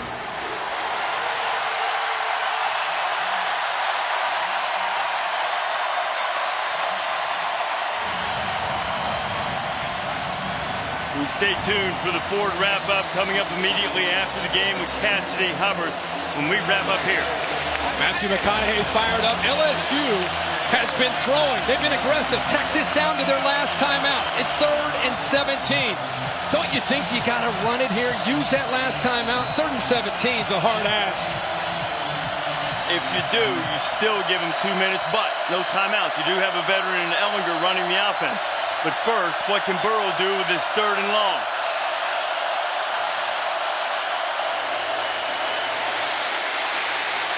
Over the middle, complete to Jefferson. First down, on his way, and that might be the knockout punch.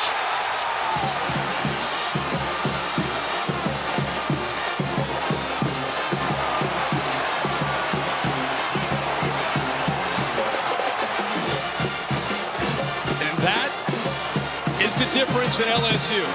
You know, even me up here, I'm thinking, you got the lead, run the ball, make them use that last time out. But this is 2019 LSU. This is Joe Burrow. Forget that. We're here to win. We're here to play for championships. And wait until you see him maneuver and work his way around that pocket and make that throw. The linebackers are coming. They're trying to bring the pressure here and here. Watch Joe Burrow work his way, navigate his way, and throw it right in the face of another blitzing safety, Chris Brown. And then there's Justin Jefferson doing what he does after the catch. He's had a huge night himself. But this is incredible. Look at the ball position. 2 hands on the ball, protecting it. An accurate throw. 3rd and 17. Just amazing to see Joe Burrow working tonight. From a philosophical standpoint, Kirk, the other thing a lot of this philosophy is that Ed Orgeron has embraced, it's analytics driven. You can't play conservatively. You milk the clock, kick it to him. You don't give him a chance like that. I'm not sure that Jimmy Burrow in his 50 years in that Nebraska system in Ohio, you and Frank Solich would be on board. Matthew McConaughey, and I think a lot of Texas fans, at some point, if LSU beats you the way they played tonight, you just kind of step back and tip your cap to what they've done. On the road, playing the way they have, and they're going to go for 2 here. Make it a 14-point game if they can. And Texas with a timeout and just under 2.5 to go. Once they get it back, we'll see if Burrow can stretch the lead to 14.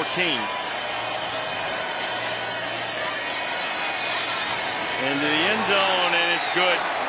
Jamar Chase, and a little smile starting to creep around the edge of Coach O's lips. Well, Jefferson is able to work his way from the inside right here and works across. You have a post behind it, but really, Texas ends up playing man-to-man. They rolled the dice. If they're going to throw it, we're going to go do what we do best, which is blitz and play man-to-man. What they anticipated was that the blitz would get there. You don't want to leave Justin Jefferson one-on-one with Cade Stearns in man coverage because you're not going to win that. Justin Jefferson, 9 receptions, 163 yards on a night, and 3 touchdowns. He's wired different, man. Yeah. He's just wired a little different. He's been a terrific leader. Ogeron calls him a game changer. And he's got a little ornery streak to him there. Waving goodbye to the crowd. And I don't know if he needs to do all that. I think he's had a perfect night. Just focus and execute and walk out of here as a class act and really what he is. But his team loves him. They want to play for him. This is a dangerous LSU team in the SEC this year. We're coming down to the final 2.5. Let's take a look at this week's college football rankings brought to you by Northwestern Mutual. Clemson with a solid win. I think LSU is going to make everybody won. I understand that. Yeah, I mean, I move them up a little. When you go on the road and win a game like this, they end up winning it. Go on the road and win like this, you obviously should be rewarded. And we really haven't seen some of the teams that are up ahead of them. Just haven't seen them play anybody yet. Not to say that they should be penalized. It's really more about LSU being rewarded. Ellinger is sacked. Chris Felica mentioned on College Game Day this morning that against top 10 teams not named Alabama, Coach O had great success. And if they can hang on to this 14-point lead for the last 2 and change, Ed Ogeron will move to 6-0 with LSU against top 10 teams not named Alabama. Ellinger gets the first down and keeps a little bit of hope alive for the Horns. And not to just continue to bring this up over and over, but this is all the way back to 2012. They've averaged, think of that, 2012, 25 points a game. You're used to seeing them being ultra conservative. It's frustrated their own fan base. And it frustrated Coach O enough for him to go to the Saints and talk to Joe Brady to come over and help them learn about the spread, learn about getting their receivers out, getting their speed in space, and getting Joe Burrow in a more comfortable position to attack. Not just let's play it safe, let's attack, which is exactly what we've seen tonight for 60 minutes from this offense. Where are you going to rank them this week? I'd have to put them in a top two or three. I mean, it's just they deserve it. Maybe would you put them ahead of Alabama? Would you put them ahead of Ohio State? I don't know. I'd have to look at what other teams did, but no one has a more impressive win. I wouldn't say. If they end up winning 45-31, it's not just the winning the game. It's how they've had to continue to fight back on the road in this environment against a really good quarterback and a really good offense. I mean, you could make a strong case for putting them at number one. I don't disagree. I think they might wind up there. Tomorrow night, Sunday Night Baseball crew will be at Fenway Park in Boston for the season's final series between the American League East leading New York Yankees and the Red Sox. Coverage starts baseball tonight. Sunday night countdown at 7 o'clock Eastern time. Then the Yankees and Red Sox at 8. It's also streaming live on the ESPN app. It's an interesting thought. I mean, these polls, so often they're about what happened last year and how the season ended last year. And to me, it's about this year. And what did they do in their, I know they didn't play anybody in their first game, Georgia Southern 55-3, but I don't, some teams play teams like that and they just do enough to get through, and it's not always pretty. I vote in the AP poll and early in the season, and it's I've tried to move teams around. I'm not sure yet. I'm going to consider one or two. Yeah. I'm pretty sure they're going to be, at worst, I'm going to have them number 3, I think, right now, and I might have them 1 or 2. The question it comes down to, though, is you don't want to overreact to one game. No. Do I think they're better than Clemson right now? I can't say that. But so to me, it's probably not one. Yeah, it should be a fluid situation. Agreed. And especially early. I think Dabo Swinney would be the first one to tell you that his team is capable of playing much, much better than they've looked in their first couple of games. You brought up the point. The game against Texas A&M today, a team that I also think highly of and had them ranked very highly. It never felt like at any point that A&M had a chance to win that game. No. Texas has had chances tonight that come close, and they're still hanging around and trying to make one more big play, and Ellinger makes another one, and it's Brennan Eagles. Hey, look, there's still just over a minute to go. You get a quick touchdown, you get a chance at an onside kick.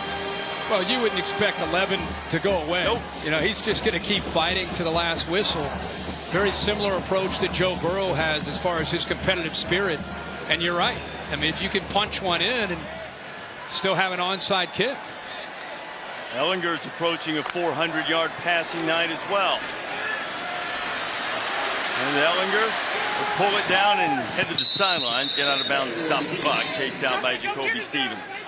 Yeah, good decision. He looked like he was heading up to the middle of the field and saw that defense and did a good job getting out of bounds to stop that clock, save that one last timeout that they have. You know, Duvernay's had chances to make a lot of plays, but down in the red area, once they get down close to the end zone, you start to look for the length of Eagles 13 at 6'4" and Colin Johnson, number 9 at 6'6". We got big Malcolm Epps in there too. He's also 6'6", number 85. The inside receiver at the bottom of the screen. Ellinger to get rid of it. Duvernay another catch. Stopped short of the first down. See, LSU will take that all day. Yep.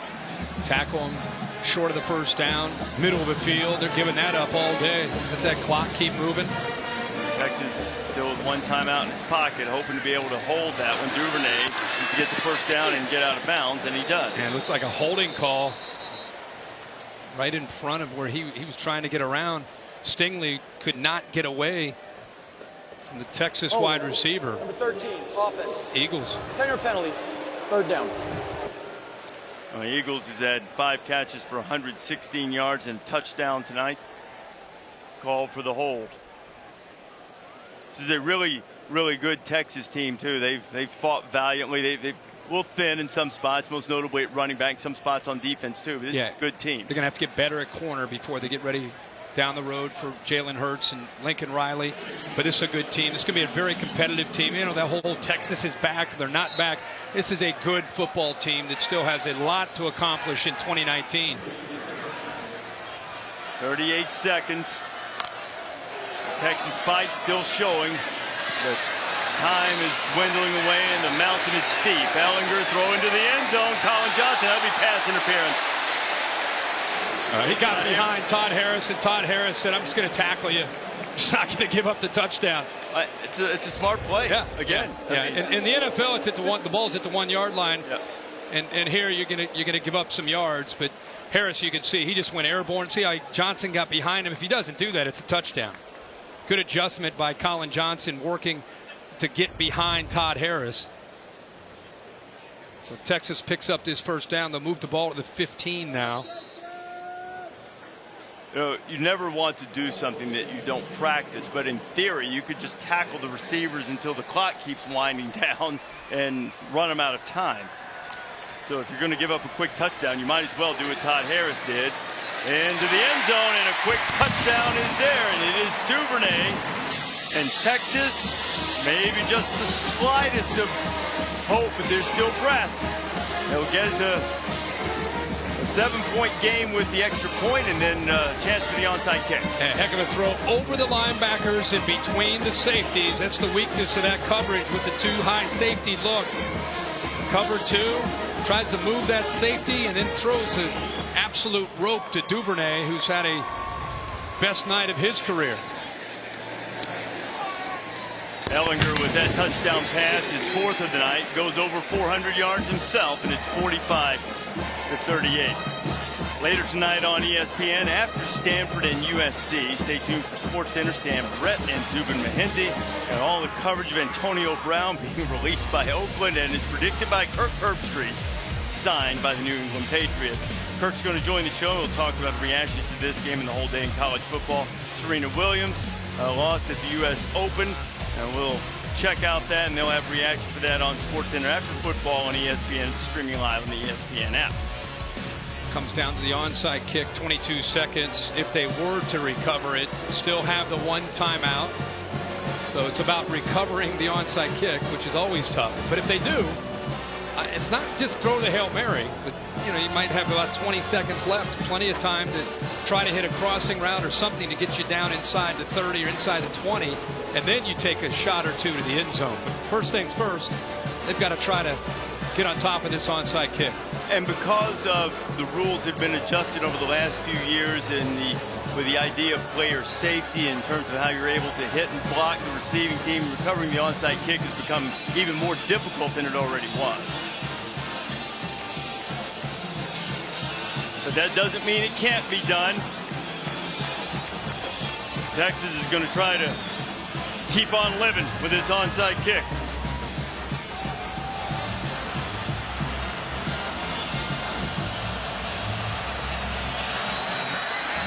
Big hop, it's loose! It's loose in Texas if they controlled it!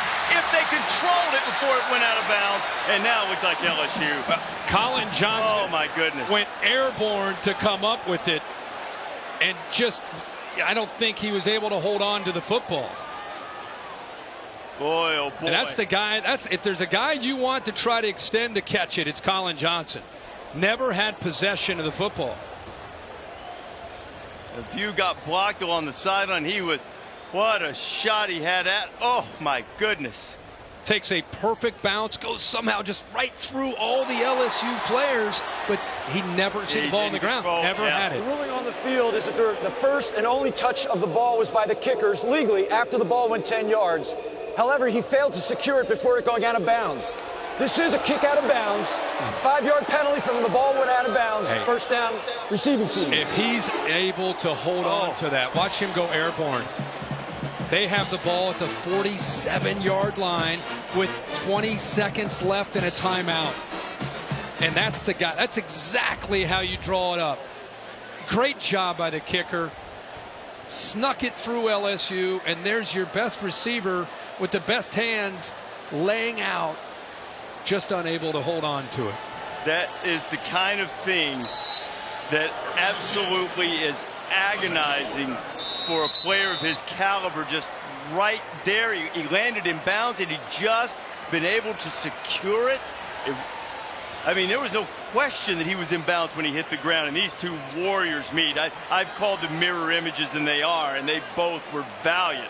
There's Tom Herman, who recruited Joe Burrow to Ohio State. Great respect and admiration for one another. And I know it's great for Tom Herman's sad to lose, but incredibly happy for Joe Burrow and the way his career has turned out and what he has in front of him this year with this offense and his football team. You'd think that talent would find its way out anyway, but Burrow isn't sure he'd be playing college football at this level if not for Tom Herman recruiting him. But it is Ed Ogeron getting the big victory tonight. He's with Maria. All right, Coach, you guys hung on for the win, but I want to take you back to 3rd and 17. You put the ball in Joe Burrow's hand, and you threw a touchdown strike. Describe the decision to attack. We trust him. You know, we talked about going 4 minutes. Steve thought we could move the ball. When put the ball in our quarterback's hands, he got the job done. I have to give credit to Texas. They played one heck of a ball game. Over 470 yards passing out of this offense. What impressed you most about the air game? I do believe that the way we protect the quarterback, the way we throw the football, the game planted by Steve Ensminger, the Coleman, by him and Joe Brady, outstanding. And you got to give the credit to our players. They won the game. All right, talk to me about the statement that was made by this team coming on the road in a top 10 matchup and walking away with the win. Well, I think it was a big statement, but I said we wanted to play better. We didn't play good enough on defense to get where we want to go. So we have some getting better to do. We'll start next week. All right, thanks for your time, Coach. And we just have Joe Burrow joining us, too. All right, let's talk about this passing game and describe the difference that you feel being on this field and the ability to have 3 receivers with 100 yards receiving in one game. Yeah, it's big time for us, but I want to give a shout-out to the O-line. They battled all night. You know, Texas was blitzing us, playing cover 1 in the second half, and our O-line stepped up to the challenge, as well as our backs and pass protection. I saw a long embrace with you and Coach Herman over there. What was the message that you wanted to send to him? Just that we love each other. You know, we have so much respect for each other. We stay in contact. It was great to get to compete against him, and I just love that guy. Thanks for your time, Joe. Congrats. Thanks. Joe, Maria, thank you very much. What an entertaining game. What a performance by Joe Burrow and by that man, Sam Ehlinger. Final score from Austin, LSU 45, Texas 38. Bill Bonnell's our producer. Jeff Evers, our director. They did a fabulous job. Our entire crew did. Reminder, Stanford NSC over on ESPN. And next week, Saturday Night Football in Syracuse for Clemson and the Orange, 7:30 Eastern on ABC. For Maria and Kirk, I'm Reese. Now it's time for the Ford wrap-up. Let's go to Cassidy Hubbard. What a